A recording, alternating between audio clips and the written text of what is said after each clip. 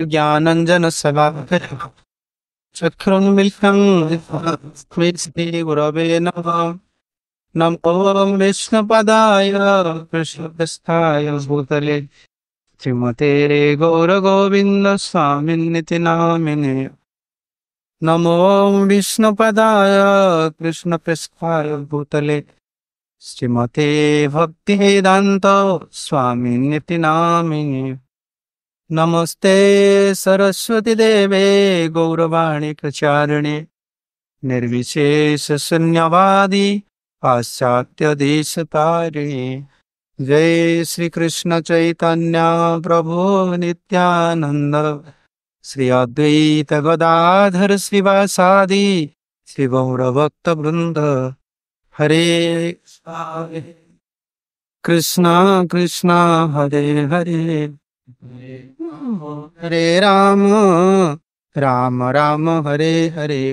अजानुलंबित भुजो कनकावदातो संकीर्तनैकपितरो कमलायताख्यो विश्वम्भरो द्विजवरो जुगधर्मपालो वन्दे जगत्प्रियकरो करुणावतारो वन्दे जगत्प्रियकरो करुणावतारो वन्दे जगत्प्रियकरो करुणावतारो। ओं नमो भगवते वासुदेवाय ओं नमो भगवते वासुदेवाय ओं नमो भगवते वासुदेवाय।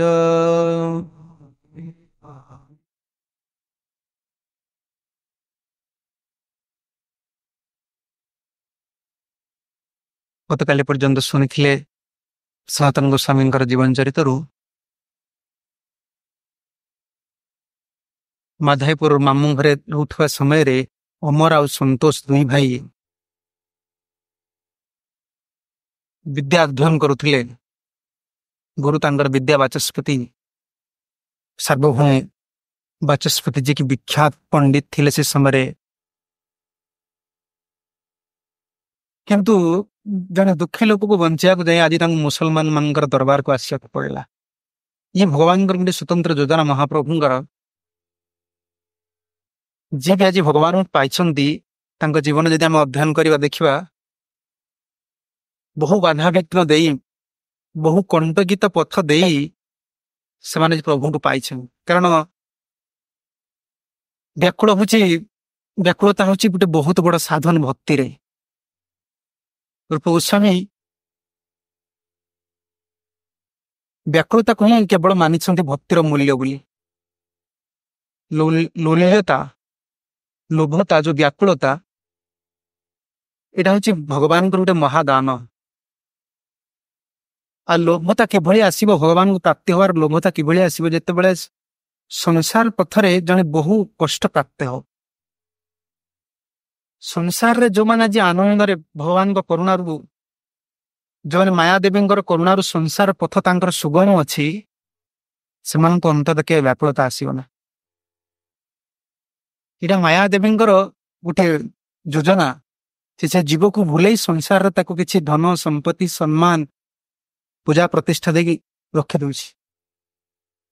କିନ୍ତୁ ଯେତେବେଳେ ଭଗବାନଙ୍କର କରୁଣା ହବ ସେତେବେଳେ ସଂସାରଟା ତାଙ୍କୁ ଅସାର ବୋଲି ଲାଗିବ ଆଉ ସଂସାରର ସମସ୍ତ ପଥ ତାକୁ କଣ୍ଟକିତ ଲାଗିବ। ଇଏ ଦୁଇ ଭାଇ ବ୍ରାହ୍ମଣ ଘରର ଆଉ ଭରଦ୍ୱାଜ ଗୋତ୍ରୀୟ ବ୍ରାହ୍ମଣ ମାମୁଁ ଘରେ ରହୁଛନ୍ତି। ବିଦ୍ୟା ଅଧ୍ୟୟନ କରିବା ସମୟରେ ଜଣେ ପିଆଦା ଜଣେ ଚାକର ହୁସେନ ସାରଙ୍କର ଚାକର ହେଙ୍ଗାମକୁ ବଞ୍ଚାଇବାକୁ ଯାଇ ଆଜି ସନାତନ ଆଉ ରୂପ ଆଜି ହୁସେନ ସାରଙ୍କ ଦରବାରକୁ ଯିବେ। ଜୟ ଶ୍ରୀ ଜଗନ୍ନାଥ ବଳଦେବ ସୁଭଦ୍ରା ମହାରାଣୀ କି ଜୟ। ଯେ ହୁସେନ ସାର ଯେତେବେଳେ ହେଙ୍ଗାକୁ କହିଥିଲେ ତୁମେ ଯାଅ ମାଧାଇପୁର ବା ମୋର ଗ୍ରାମକୁ ଯାଅ, ସେତେବେଳେ ମୋର ଗ୍ରାମକୁ ଯିବାର ଉଦ୍ଦେଶ୍ୟ କରିନଥିଲେ। ଏବଂ ମୁର୍ସିଦ ଯେତେବେଳେ ଆସି ହୁସେନ ସାହଙ୍କ ସାଙ୍ଗରେ ମିଶିଲେ ମୁର୍ସିଦ ହୁସେନ ସାହ କହିଲେ ଦେଖ ବର୍ତ୍ତମାନ ତୁମେ ତୁମ ରାଜ୍ୟର ଉନ୍ନତି କରିବା ପାଇଁ ଚାହୁଁଛ ତାହେଲେ ଦୁଇ ଭାଇଙ୍କୁ ନେଇ ଆସ। ସେତେବେଳେ ସମଗ୍ର ବେଙ୍ଗଲ ରେ जो गौड़ देश अच्छी आज आप गले देखिए 14 माइल दीर्घ 6 माइल हूँ तार ओसार एटा को गौड़ राजधानी कह जाए। आज आप रामकेली जाती तार सीमा तो चारिकर को चाहिए आपण माटी उठाई कि बंध कर पहाड़ कर द्वार अच्छी तार से दुई द्वार नाम भी अच्छी गौड़ देवे थिले जोटा गौड़ बोली कह जोटा रामकेली वर्तमान नाम सीटा प्रकृत में सेन वंशर राजा माने राजनीति करते समग्र बंग देश किंतु कालक्रमे सेन वंशर राजा माने परस्पर भितर कलह लगिला परे हिंदू राजा शेष थे हुसैन शाह पूर्वर गौड़ देश राजा थे सुबुद्धि राय से पर्यंत थिला हिंदू शासन किंतु सुबुद्धि राय मंत्री थे ये हुसैन शाह। हुसैन शाह कालक्रमे एते बलवान हेले एते बुद्धिमान हो गले से सुबुद्धि राय को बाहर कर दे से निजे हुसैन शाह मंत्री थिला समय रे ए राजा थिला समय रे सुबुद्धि राय हुसैन शाह मंत्री थिले किंतु हुसैन शाह मंत्री थिबा समय रे एते दक्ष भाव से लोक मान हाथ रखी पारे से सुबुद्धि राय को बाहर कर दे गौड़ राजधानी रे से राजा है। बहुत सुंदर शोभा ये गौड़ भूमि जोटा राजधानी रामकेली गंगा कूल गंगार गोटे शाखा बर्तमान आप गले से देखिए से गंगार शाखा सुखी जाती जो बाराक हाराक ना बारा बेंगल रो जो अच्छी हारका हाराक हाराक डैम जो है से जल गुड़ी को संचित कर रखीदे से जलटा रामकेली दिग को जाई पारलान से गंगा सुखीगला। हुसैन शाह समय रे सेन वंश समय से जहाज लगुला बर्तमान भी आमर सरकार से खनन करुच्ची विशाल विशाल चेन सब बाहर जहाज को जो अटकिया जो लंगर कह जाए आ कालक्रमे गंगा भी जो जल प्रभावित नहेले सी भी सुखी गले लोक मैंने घर द्वार कर बहुत विस्तारित भाव ये गौड़ देश वर्णना अंधिका शास्त्र मानकर अच्छी तेज आम से गुड़ी विशेष आलोचनार वस्तु नुहति। विपुल ऐश्वर्य कहबार तात्पर्य था हुसैन शाह विपुल ऐश्वर्यर अधिकारी थे किंतु मस्जिद जिते कहले देख हुसैन शाह तुम्हें यदि अमर संतोष को आणिक तुम राज्य रे मंत्री पद दब तार तुम राज्य रे कौन वस्तु अभाव रही आ सी जेहेतु ब्राह्मण आ बुद्धि संपन्न से हिंदू को आ मुसलमान को उभय को संतुष्ट करें कारण काले हिंदू माने तुम पर उत्तेजित होगी आक्रमण करी तुम्हें अमर आ संतोष को नहीं आस अमर आ संतोष दुई भाई ये हिंदू लोक मान कंट्रोल करेंगे एणे यही कथा कहवा समय रे गंगा गले सनातन बुद्धि देले रूप गोस्वामी बुद्धि देले से फेरिले फेरिकी जो मिस्त्री नहीं फेरिले स्तंभ को निर्माण करने से पचारे हुसैन शाह कहले हिंगा तुम्हें बहुत बुद्धिमान मैं तुमको कहनी मोर ग्राम रे तुम्हें मिस्त्री आने कि मिस्त्री धरिक आस तुमको बर्तमान उपहार देवी कहले आज्ञा एटा मोर बुद्धि ना अमर आ संतोष सुंदर बुद्धि से हुसैन शाह पूर्ण निश्चय करने लिए हूँ भगवान इच्छा मुर्शिद मते कहते रूप सनातन को अमर संतोष को आणिक राजधानी रखापी वर्तमान हिंगार बुद्धि हिंगा क्यों परिस्थिति जाकू अध्ययन करी दुई भाई जापर निश्चित से बुद्धिमान तेणु केशव छत्री से भी हिंदू थे सेनापति बोली कह जाए केशव खान नाम देते से केशव छत्री के पठाउछन्ति सुंदर पालिंकी दे जा अमर आ संतोष को मोर ग्राम धरी आसब आ से दुई भाई आदि ठारू मोर राजधानी रे उच्च पदवी रहिबे प्रचुर ऐश्वर्य देछन स्वतंत्र घर देछन्ति रूप गोस्वामी और सनातन गोस्वामी प्रश्न आसो रूप सनातन कौन मना कर पारे रूप सनातन ब्राह्मण कुमार से कहा जन मुसलमान अधीन रही कार्य करेंगे भक्ति रत्नाकर नरहरि चक्रवर्ती ठाकुर लिखुंट हुसैन शाह इतने प्रभावित थे विरुद्ध इच्छा विरुद्ध कहीं किसी भी कर प्राणदंड दे ଭକ୍ତି ରତ୍ନାକର କହୁଛନ୍ତି ଗୋଡେର ରାଜା ଯବନ ଅନେକ ଅଧିକାର ଗୌଡେର ରାଜା ଯବନ ଅନେକ ଅଧିକାର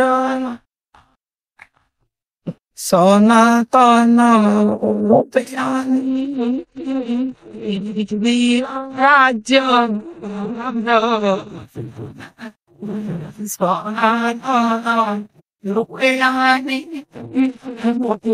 ଜିଲ୍ଲା ରାଜ୍ୟ ଭୟ ବିପୁଷ୍ଟୟ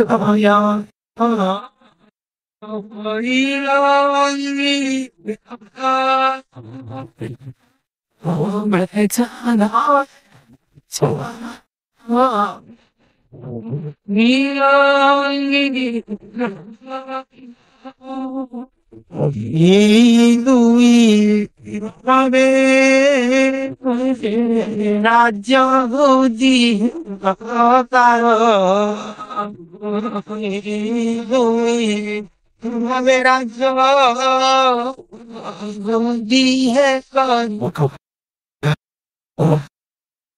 ଦେଶକୁ ଭୟ କରିକି ନରହରି ଚକ୍ରବର୍ତ୍ତୀ ଠାକୁର କହୁଛନ୍ତି ଏ ମ୍ଲେଚ୍ଛ ମହାନ ଅଧିକାରୀ ହୁସେନ ସାହଙ୍କ ବିରୁଦ୍ଧରେ କେହି ପଦେ କଥା କହିବା ପାଇଁ ସାହସ କରନ୍ତିନି। ଆଉ ବିଷୟକୁ ରୂପ ସନାତନ ବିଷୟକୁ ଅଙ୍ଗୀକାର କଲେ ଏ ମ୍ଲେଚ୍ଛ ରାଜାଙ୍କର ଅଧୀନରେ ଶାସନ ରାଜ୍ୟଭାର ଦାୟିତ୍ୱ ନେଲେ କେବଳ ଭୟ କରିକି ପ୍ରାଣଦଣ୍ଡକୁ ଭୟ କରିକି। କିନ୍ତୁ ରୂପ ସନାତନଙ୍କର ଗୁଣାବଳୀ ବହୁତ ବର୍ଣ୍ଣନା କରିଛନ୍ତି ରାମକାଳୀ ରହିବା ସମୟରେ ଭକ୍ତି ରତ୍ନାକରେ ମୁଁ ସଂକ୍ଷେପରେ ଆପଣଙ୍କୁ କହୁଛି। ରୂପ ସନାତନ ରାଜ୍ୟଭାର ନେଲା ପରେ କର୍ଣ୍ଣାଟକରୁ ବ୍ରାହ୍ମଣ ମାନେ ଆସନ୍ତି କାରଣ ପୂର୍ବପୁରୁଷ ତାଙ୍କର କର୍ଣ୍ଣାଟକରେ ଥିଲେ ତ। ଆଉ ଯେଉଁ ବ୍ରାହ୍ମଣ ମାନେ ଆସନ୍ତି ରୂପ ସନାତନ ତାଙ୍କୁ ସ୍ପର୍ଶ କରନ୍ତି।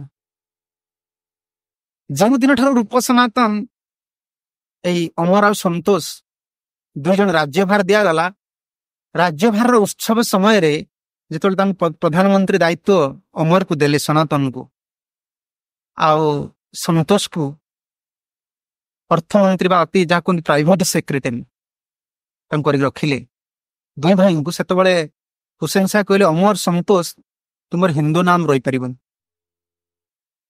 ତୁମକୁ ଆଜିଠାରୁ ମୁସଲମାନ ନାମରେ ନାମିତ କରିବାକୁ ପଡିବ। ଇଏ ତ ହୁସେନ ସାହା ତାଙ୍କ ମୁଖରେ କିଛି କହିପାରିବେନି।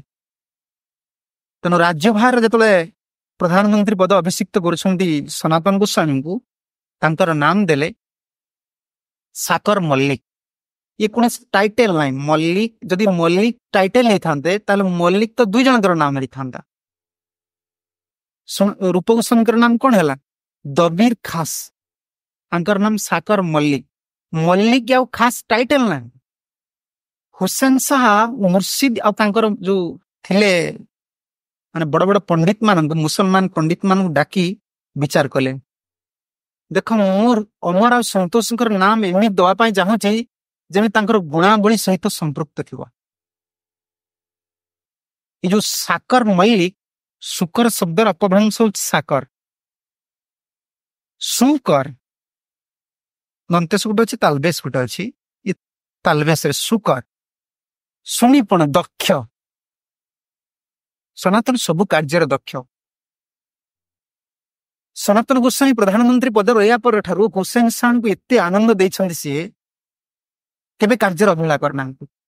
ଆଉ ସର୍ବ କାର୍ଯ୍ୟରେ ଶୁଣିପଣ ଦକ୍ଷ ସିଏ ଥିଲେ। ଆଉ ମଲ୍ଲିକ ମହାଲିକ ପଦର ଅପଭ୍ରଂଶ ହଉଛି ମଲ୍ଲିକ, ଶ୍ରେଷ୍ଠ ଜ୍ଞାନୀ।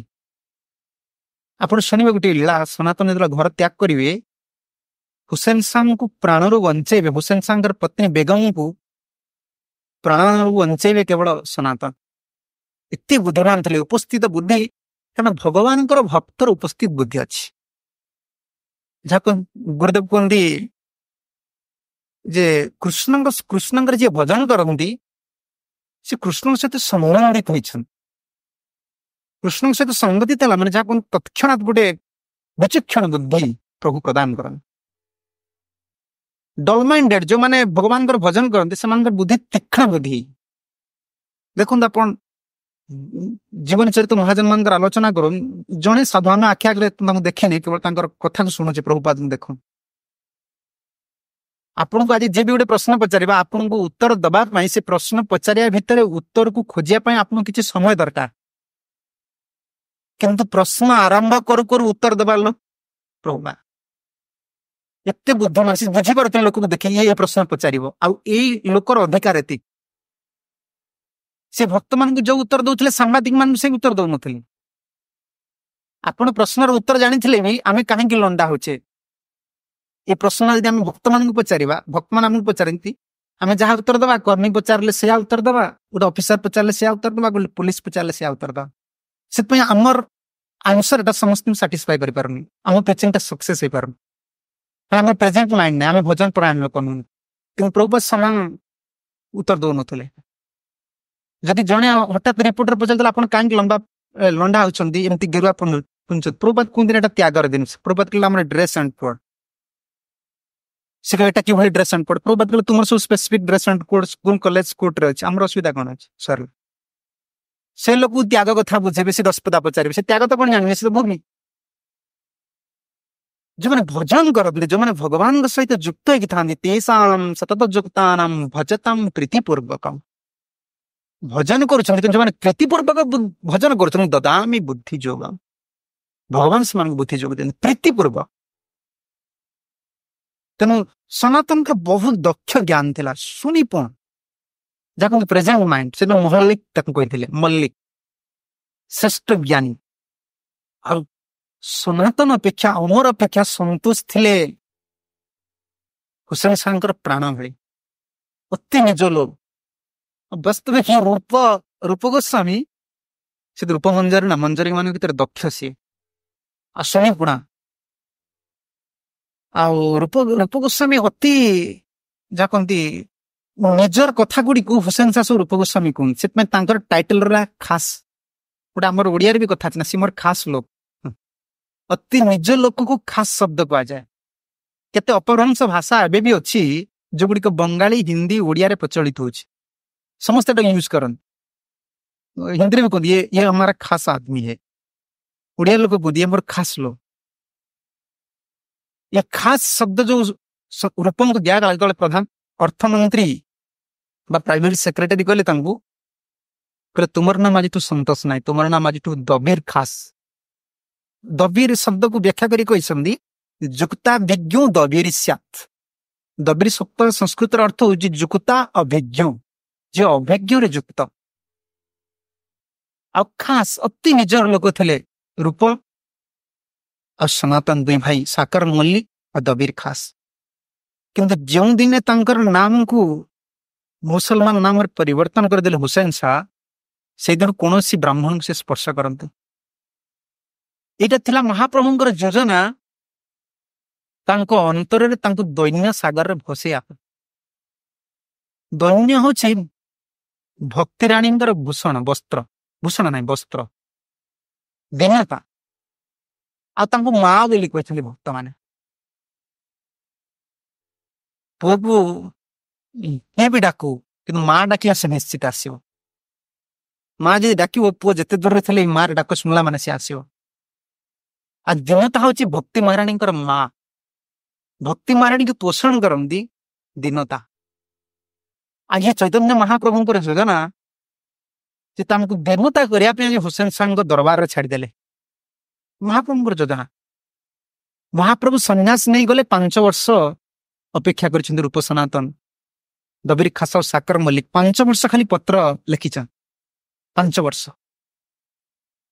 आ महाप्रभुंकर संन्यास दिन 2 भाई मूर्छित हो पड़ीछन आकाशवाणी होची ए साकर मल्लिक हे दबीर खास तुम्हें व्यस्त हो ना तुम्हें महाप्रभुंकर दर्शन पाइब किंतु या भीतर महाप्रभु आसिले दक्षिण देश गले पुणी आसिले उत्कल को वर्तमान जो फेरुछन वृंदावन जीवे ये 5 वर्ष हो गला कि महाप्रभु आसवा भितर रूप सनातन दैन्यर कथा बहुत सुंदर भाव वर्णना कर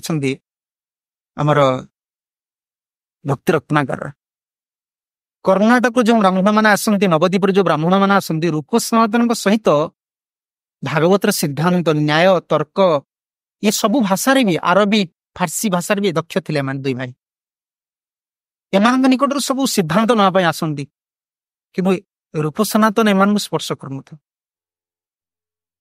निकट थिबा ब्राह्मण मान द्वारा सेवा करूँ कहीं निजक मिलेच्छ ज्ञान करुले जो दिन हुसैन शाह नाम को साकर मल्लिक दबीर खास कर देले से दिन ठार से निजक ज्ञान कले मुझे मिलेच्छ किभली भावती भक्ति रत्नाकर सुंदर पद दि जाए कारण दिन ता हूँ भक्ति महाराणी माँ आ दिन ता हूँ भक्ति महाराणी वस्त्र व्यक्ति जिते सुंदर व्यक्ति हो गुण संपन्न व्यक्ति हो सी उल्लग्न अच्छी कौन लोक कह पागल बोली कह जड़े व्यक्ति केते सुंदर रूप थे भी सी वस्त्र पिंधेनी सी जेभली हीन देखा जाए जड़े भक्त जिते सुंदर गुण में विभूषित हेले भी तार दैन्य नहीं तार से उल्लग्न अवस्था भक्ति महाराणी वस्त्र हूँ दैन्य आ रूप सनातन ये केवल पोस्ट पाईगला नाम परिवर्तन करदेला से केबे निजक ब्राह्मण ज्ञान करना केबे ना बहुत सुंदर पद विश्वनाथ नरहरि चक्रवर्ती ठाकुर लिखिं पिता महादीर जैछे शुद्धाचार पिता पिता महादीर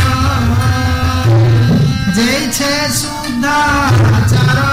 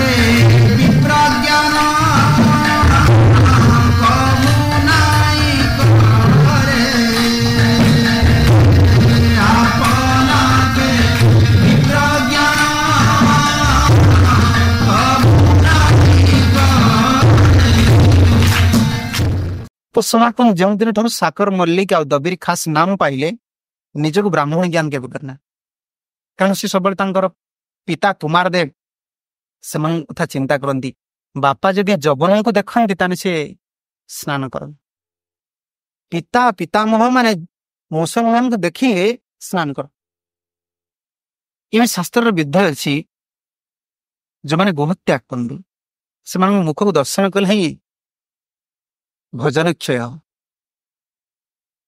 स्नान करती गंगा स्नान करते कारण से विद्रोही धरणी माता बहुत आनंदित होती जिते गाधी माने मूल जहाँ गोमय गोमूत्र त्याग कर धरणी माता प्रभुपाद जो प्रश्न करा प्रभुपाद विश्व युद्ध केते बंद हम प्रभुपाद कहले समग्र विश्वर समस्त नेता माने लगिले विश्व युद्ध को बंद करें जे पर्यंत धरणी माता गोमाता रक्त पड़ुव से पर्यंत विश्व युद्ध चलती प्रभुपाद सिंपल आंसर है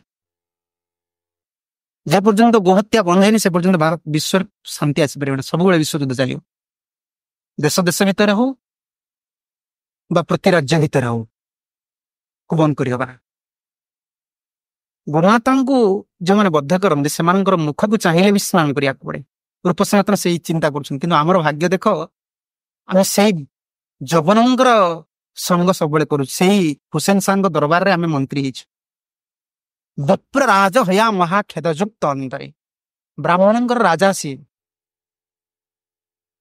भरद्वाज गोत्रीय ब्राह्मण କିନ୍ତୁ ମହାକ୍ଷେଦ ଯୁକ୍ତ ଅନ୍ତରେ ସବୁବେଳେ ଅନ୍ତରେ କାନ୍ଦନ୍ତି। ଆପଣା କି ବିପ୍ର ଜ୍ଞାନ କଖୁ ନାହିଁ କରେ, ନିଜକୁ କେବେ ବ୍ରାହ୍ମଣୀ ଜ୍ଞାନ କରିନାହାନ୍ତି ରୂପସନାଥ। ଇଏ ମହାପ୍ରଭୁଙ୍କର ଗୋଟେ ସ୍ୱତନ୍ତ୍ର ଯୋଜନା ରାମକାଳୀରେ ତାଙ୍କୁ ରଖିବାର କାରଣ ହୁସେନ ଶାହଙ୍କ ଦରବାର। କାରଣ ଦୈନ୍ୟ ନ ଆସିଲେ ଭକ୍ତି ମହାରାଣୀ ପୋଷଣ ହେବେ ନା, କି ଭକ୍ତି ମହାରାଣୀ ଅନ୍ତର ଭିତରକୁ ଆସିବା। ଆଉ ଦୈନ୍ୟ କାହିଁକି ଆସୁନି ଯଦି ପ୍ରଶ୍ନ କରାଯାଏ, ଦୈନ୍ୟ କାହିଁକି ଜଣେ ବା ସାଧକର କେମିତି ଆସିବ ଭକ୍ତର ନା, ଦୈନ୍ୟ ନ ଆସିବାର କାରଣ ଜଣେ ନିଜକୁ ଯୋଗ୍ୟ ବୋଲି ମନେ କରୁଛି ବୋଲି ହିଁ ତା ଅନ୍ତର ଦୈନ୍ୟ ଆସୁନି। ଦୈନ୍ୟରେ ଆନନ୍ଦ ନାହିଁ, ଉଦ୍ଧତାରେ ଯାହା କୁହନ୍ତି ଗର୍ବରେ ଆନନ୍ଦ ନାହିଁ, ଦୈନ୍ୟରେ ଆନନ୍ଦ ଅଛି। ଆପଣ ଦେଖୁନ, ଆପଣ ଯେଉଁଠି ଛୋଟ ହେଇଯାଉଛନ୍ତି ସେଟା ଆନନ୍ଦ ପାଇବେ। ଗୋଟେ ଲୋକ ପାଖରେ ଛୋଟ ହେଇଯାଆନ୍ତୁ, ଛୋଟ ଲୋକ ପାଖରେ ଛୋଟ ହୁଅନ୍ତୁ ବା ବଡ ଲୋକ ପାଖରେ ଛୋଟ ହେଇଯାଆନ୍ତୁ, ଆପଣଙ୍କୁ ଆନନ୍ଦ ମିଳିବ। କିନ୍ତୁ ଆପଣ ଯେଉଁଠି ନିଜକୁ ବଡ ବୋଲି ପ୍ରତିଷ୍ଠା କରିଛନ୍ତି ସେଠି କେବେ ଆନନ୍ଦ ପାଇବେନି। ଆପଣଙ୍କ ମନ କେବେ ଆନନ୍ଦ ପାଇବେ, କେବେ ପାଇବେ? ଭକ୍ତି ସାଧାରଣ ରାଜ୍ୟରେ ବି ଏଇଟା, ଭକ୍ତି ରାଜ୍ୟ କଥା କଣ କହିବା? ଦୈନ୍ୟ ଆମ ଅନ୍ତରେ ଆସିପାରୁନି କାହିଁକି ନା ଆମେ ନିଜକୁ ଯୋଗ୍ୟ ବୋଲି ମନେ କରୁ। ମୋର ଏଇ ଯୋଗ୍ୟତାଟା ଅଛି, ଦୈନ୍ୟ ଆସିବନି। ଆପଣ ଦେଖୁନ, ଏଇ ବହୁତ ବାର ଏଇ ଲୋକାଲ ଟ୍ରେନରେ ଗଲାବେଳେ ମୁଁ ଦେଖିଛି ଗୋଟେ ଗରିବ ଲୋକ, ସିଟ୍ ଫାଙ୍କା ଥିବ କିନ୍ତୁ ଆମେ ବସିଥିବୁ, ଆମେ ଡାକିବୁ ମା ହେଠ କାହିଁ ଠିଆ ହେଇଛ, ଆସି ବସ, ସେ ଯିବେନି, ବସିବେନି। କାହିଁକି? ଏଠି ବଡ ବଡ ଲୋକମାନେ ବସୁଛନ୍ତି, ମୁଁ ଗରିବ ଲୋକ। ସେ ସବୁ କୋଇଲା ଖଣ୍ଟିକି ଯାଜପୁର ରୋଡ ଆଉ ଏଇ ଜେନାପୁରରୁ ଉଠିବେ, ସେମାନେ ଯିବେ ସବୁ ଲୋକାଲ ଏରିଆ, ଛୋଟ ଛୋଟ ଜାଗା ମାନଙ୍କୁ। ସେ ଲୋକାଲ ଟ୍ରେନରେ ମତେ ଯାଏ ଦେଖେ, ସେମାନେ କୋଇଲା ଖଣ୍ଟିଥିବେ, କଳା ହେଇଥିବେ। ସେ କହି ଆମେ ସେଟ୍ରେ ବସି ପଡିବୁ, ଆମେ କିଏ ଗାଳି ଦେବ ଅଫିସର ଲୋକ। ଆପଣ ତାଙ୍କୁ ଡାକିବେ, ମୁଁ କେତେବେଳେ ଡାକିଛି, କାରଣ ସେ ଠିଆ ହେଇ ଏତେ ବାଟେ ଯିବେ, ତାଙ୍କୁ ଦେଖିଲେ ଭଲ ଲାଗେନି। ଆର୍ ସିଟ୍ ଫାଙ୍କା ଅଛି, ବସିବେନି। ସେ ବିଚାର କାହିଁକି ବସୁନାହାନ୍ତି? କାହିଁକି ନା ଏଇ ଆସନରେ ଏଠାକୁ ବସିବା ଆମେ ଯୋଗ୍ୟ ନୁହେଁ।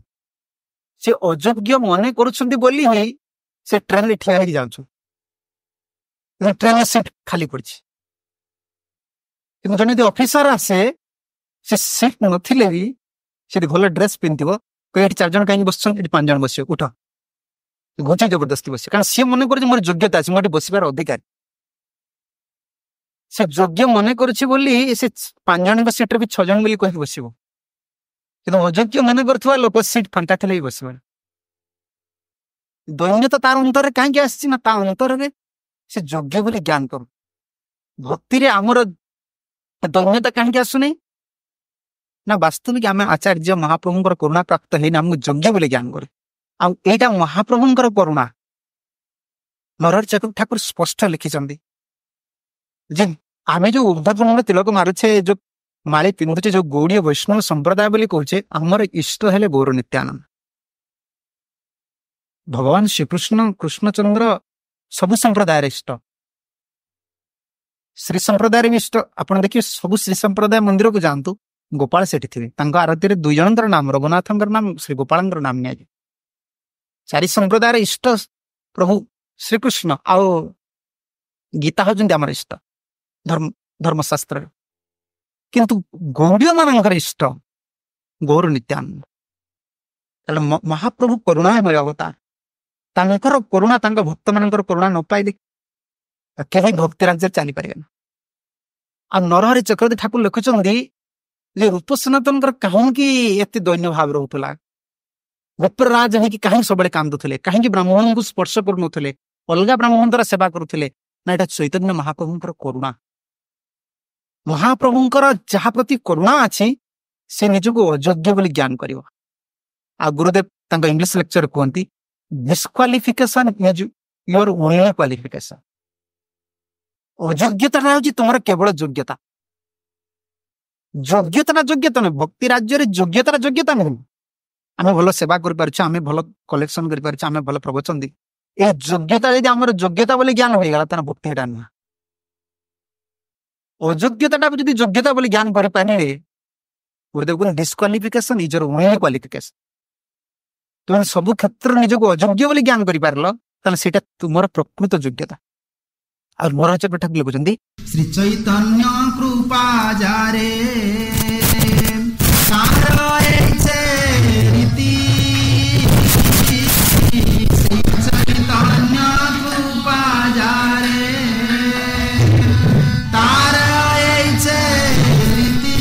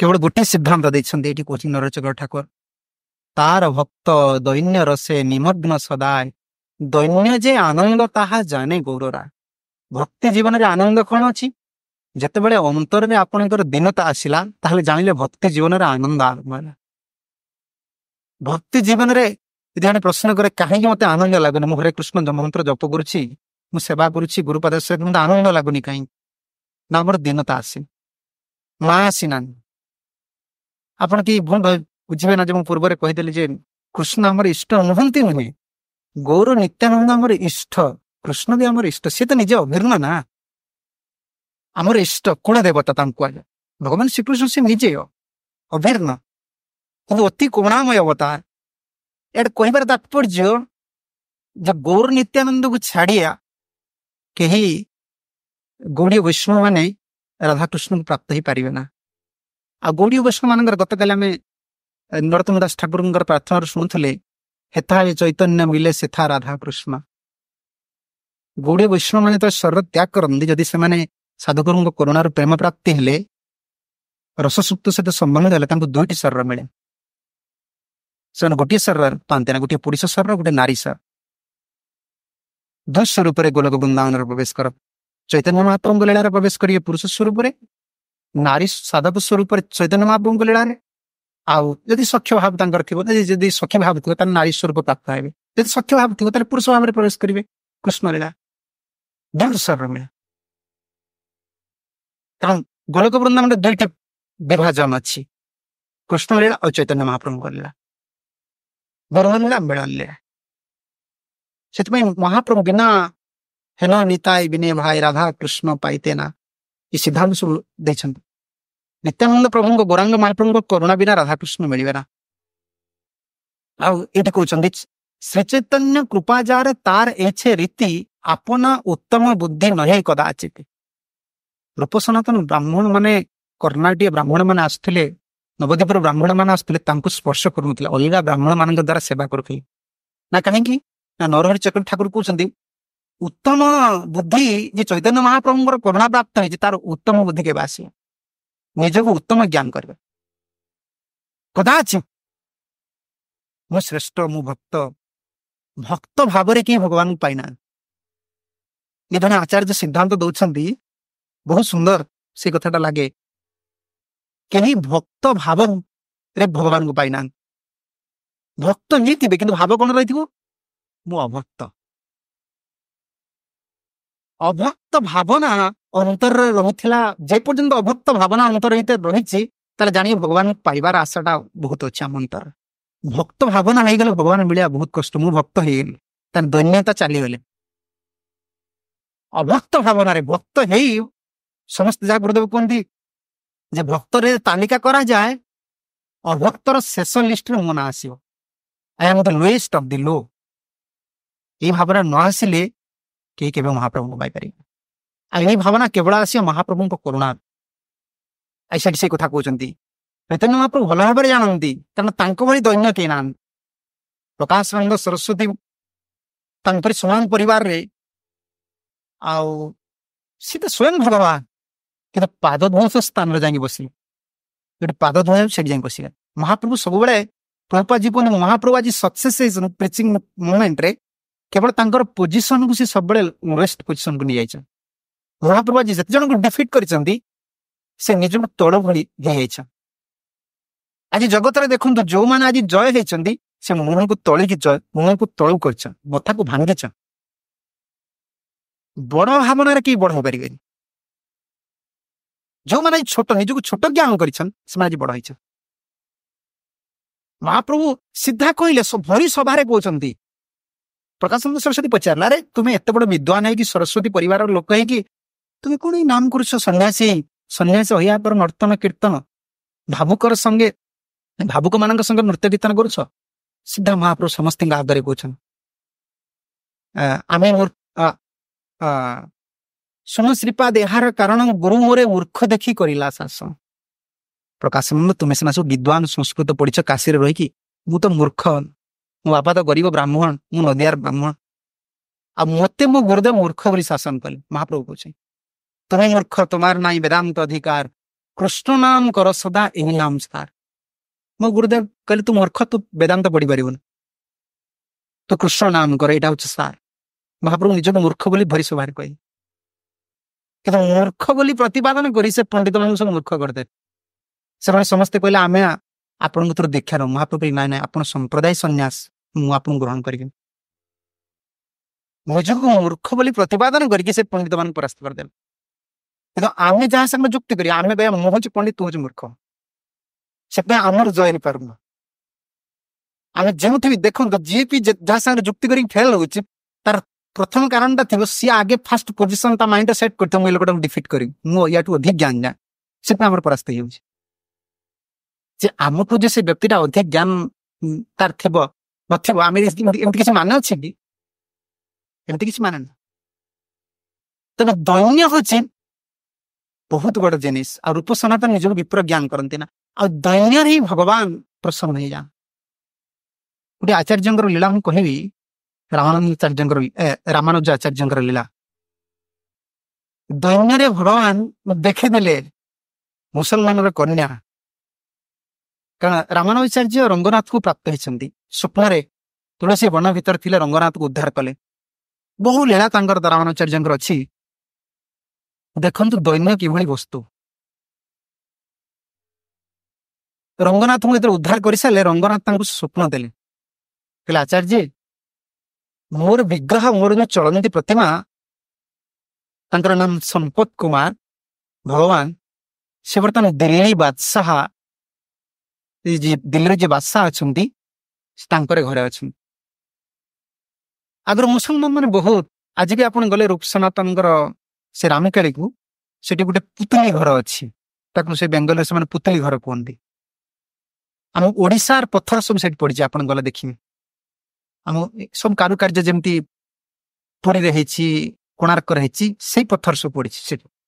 ଆଉ ଯେତେ ବିଗ୍ରହ ମୂର୍ତ୍ତି ସବୁ ଆମର ଥିଲା, ସବୁ ମନ୍ଦିର ଚୋରି କରି ସବୁ ମୂର୍ତ୍ତିକୁ ନେଇ ସେ ଗୋଟେ ଘରେ ଭରି କରିକି ହୁସେନ ଶାହ ରଖିଥିଲା। ଆଜି ବି ସେ ଘର ଅଛି, ସବୁ କାଚ ବକ୍ସ ଭିତରେ ସବୁ ଭିନ୍ନ ଭିନ୍ନ ପ୍ରକାର ମୂର୍ତ୍ତି ସବୁ ଅଛ। ତା ଭିତରୁ କେତେ ଲୁଚେଇକି ନେଇଗଲେ, ତାପରେ ବର୍ତ୍ତମାନ ଗଭର୍ଣ୍ଣମେଣ୍ଟ ସିଲ୍ କରିଦେଇଛି। ତେଣୁ ମୁସଲମାନ ମାନେ ହିନ୍ଦୁ ମନ୍ଦିର ଭାଙ୍ଗିଲା ପରେ ସେ ବିଗ୍ରହ ସବୁ ନେଇଯା। ରଙ୍ଗନାଥ କହୁଛନ୍ତି ରାମାନୁଚାର୍ଯ୍ୟ ମୋର ବିଗ୍ରହ, ଚଳନ୍ତି ବିଗ୍ରହ ସମ୍ପତ କୁମାର ବର୍ତ୍ତମାନ ଦିଲ୍ଲୀର ବାଦଶାହଙ୍କ ପାଖରେ ଅଛ। ଏଥର ଶୁଣିଲେ ତୁମେ ମତେ ଉଦ୍ଧାର କର। ଏ ଚାଲିଲେ। ରାମାନୁଚାର୍ଯ୍ୟଙ୍କର ସହସ୍ର ଶିଷ୍ୟ ସମସ୍ତଙ୍କୁ ଧରି ଚାଲିଲେ, କହିଲେ ଚାଲ ଦିଲ୍ଲୀ ବାଦଶାହଙ୍କ ପାଖକୁ। ଯମୁନା କୂଳରେ ଯାଇକି ରହିଲି। କିନ୍ତୁ ଯମୁନା କୂଳରେ ରହିବା ଭିତରେ ଦିଲ୍ଲୀ ବାଦଶାହଙ୍କ ନିକଟକୁ ଖବର ପଠେଇଲେ, କିନ୍ତୁ ଯେତେ ଲୋକ ଗଲେ ବାଦଶାହଙ୍କୁ ଆଉ ଭେଟିକି ଖବର ଦେଇ ପାରିଲେନି ଯେ ରାମାନୁଚାର୍ଯ୍ୟ ଆସିଛନ୍ତି, ସେ ଆପଣଙ୍କ ସାଙ୍ଗରେ କଥାବାର୍ତ୍ତା କରିବା ପାଇଁ ଚାହୁଁଛୁ, ଭେଟି ପାରିଲେ। ସେସବୁ ରାମାନୁଚାର୍ଯ୍ୟ କହିଲେ ଚାଲ ଆମେ ଗୋଟେ ଆନ୍ଦୋଳନ କରିବା। ଯୋଉ ସହସ୍ର ଭକ୍ତ ମାନଙ୍କୁ ନେଇଥିଲେ, ସବୁ ଭକ୍ତଙ୍କୁ ନେଇ ଦିଲ୍ଲୀ ବାଦଶାହଙ୍କର ରାଜଧାନୀକୁ ପୁରା ଘେରିଦେଲେ। ବାଦଶାହ ଡରିଲେ, କହିଲେ ଆରେ ଏଇ ସବୁ ବୈଷ୍ଣବ ମାନେ କଣ ଏଠିକି ଆସିଛନ୍ତି? ବାଦଶାହ ସେଠୁ ଆସିଲେ। ବାଦଶାହ ଯେତେବେଳେ ଆସିଲେ, ରାମାନୁଚାର୍ଯ୍ୟଙ୍କୁ ଡାଇରେକ୍ଟ କଥାବାର୍ତ୍ତା କଲେ। ରାମାନୁଚାର୍ଯ୍ୟ ବାଦଶାହ କହିଲେ ଠିକ ଅଛି, ମୋର ପୁତଳି ଘର ଅଛି, ମୁଁ ଯେତେ ମନ୍ଦିର ଭାଙ୍ଗିଛି, ସବୁ ବିଗ୍ରହ ଆଣିଛି ଚୋରି କରିକି, ସେ ଘରେ ଅଛନ୍ତି, ତୁମେ ନେଇଯାଅ। କିନ୍ତୁ ରଙ୍ଗନାଥ ସ୍ୱପ୍ନରେ ରାମାନୁଚାର୍ଯ୍ୟଙ୍କୁ ଯେଉଁ ବିଗ୍ରହର କଥା କହିଥିଲେ, ତାଙ୍କ ରୂପ ବି କହିଦେଇଥିଲେ, ଏଇଭଳିଆ ରୂପ, ଏଇଭଳି ସାଇଜ ସବୁ କହିଦେଇଥିଲେ। ରାମାନୁଚାର୍ଯ୍ୟ ଖୋଜି ଖୋଜି ଦେଖିଲେ, ସେ ବିଗ୍ରହ ପାଉନାହାନ୍ତି। ମନ ଦୁଃଖରେ ଫେରିଲେ। ପୁଣି ରାତିରେ ଅନିଦ୍ରା ହେଇ ଭଗବାନଙ୍କୁ ଡାକିଲେ। ପୁଣି ରଙ୍ଗନାଥ ସ୍ୱପ୍ନରେ କହିଲେ, ଦେଖ ବାଦଶାହଙ୍କର କନ୍ୟା, ତାଙ୍କର ନାମ ହଉଛି ଶାହାଜାଦି, ସିଏ ମୋ ସାଙ୍ଗରେ ଖେଳୁଛି, ଆଉ ସେ ମତେ ପ୍ରାଣର ବିରୋଧ କରିଦେଇଛି, ତା ପାଖରେ ତମକୁ ଆଣିବାକୁ ପଡିବ। ରାମାନୁଚାର୍ଯ୍ୟ ବଡ ଅଡୁଆରେ ପଡିବା, ଯା ବାପା ତୁମକୁ ଲୁଣ୍ଠନ କରିକି ଆଣିଛି, ତାର ଝିଅ ସାଙ୍ଗରେ ତୁମେ ଏତେ ସ୍ନେହ କରୁଛ? ଭଗବାନଙ୍କୁ ସେ ପୁରା ଅଭିମାନ କଲେ, ଆରେ ମୁସଲମାନର ଗୋଟେ ଝିଅ ତୁମକୁ ଭଲ ପାଉଛି, ଆଉ ଏ ଶାହାଜାଦି ଏତେ ଭଲ ପାଉଥିଲେ ସମ୍ପତ କୁମାରଙ୍କୁ, ପ୍ରଭୁଙ୍କର ରଙ୍ଗନାଥଙ୍କର ଚଳନ୍ତି ପ୍ରତିମାଙ୍କୁ, ପୁରା ପ୍ରାଣର ଭଳି ତାଙ୍କ ସାଙ୍ଗରେ ଖେଳନ୍ତି, ତାଙ୍କ ସାଙ୍ଗରେ ତାଙ୍କୁ ବେଶ କରନ୍ତି। ତେଣୁ ରାମାନୁଚାର୍ଯ୍ୟ ଯାଇ ପହଞ୍ଚିଗଲେ, କହିଲେ ବାଦଶାହ ତୁମର କନ୍ୟା ଯେଉଁ ବିଗ୍ରହ ସାଙ୍ଗରେ ଖେଳୁଛନ୍ତି, ମୁଁ ସେଇ ବିଗ୍ରହ ନେବି, ମୋର ସିଏ ହଉଛି ନିଷ୍ଠ। ବାଦଶାହ ଯାଇକି ଶାହାଜାଦିଙ୍କୁ କହିଲେ, ଦେଖ ତୁମେ ଝିଅ, ଇଏ ତ ହିନ୍ଦୁ ମାନଙ୍କର ବିଗ୍ରହ, ଆମେ ସେତେବେଳେ ନେଇ ଆସିଥିବେ, ତୁମେ ତାଙ୍କୁ ଫେରେଇ ଦିଅ, ମୁଁ ତୁମକୁ ମଣି ମୁକ୍ତାରେ ମଣିରେ ତିଆରି ବିଗ୍ରହ, ଏଇଭଳି ସୁନ୍ଦର ବିଗ୍ରହ ତିଆରି କରିବି। ଶାହାଜାଦି କହିଲେ ମୁଁ ଖେଳନା ସହିତ ଖେଳୁନି, ମୁଁ ଖେଳନା ସହିତ ଖେଳୁନି, ସେ ମୋର ପ୍ରଭୁ, ମୁଁ ଦେବି। ତୁମେ ଏଣେ ଝିଅର ସ୍ନେହ କାଟି ପାରିଲେନି, ସେଣେ ରାମାନୁଚାର୍ଯ୍ୟଙ୍କର କଥାକୁ ବି କାଟି ପାରିଲେ। ରାମାନୁଚାର୍ଯ୍ୟଙ୍କର ବହୁତ ଶିଷ୍ୟ ଅଛନ୍ତି, ଭୟ କରୁଛନ୍ତି ଆନ୍ଦୋଳନ କରିବେ କଣ, ସେସବୁ ଗୋଟେ ନିର୍ଦ୍ଧାରଣ କରାଗଲା।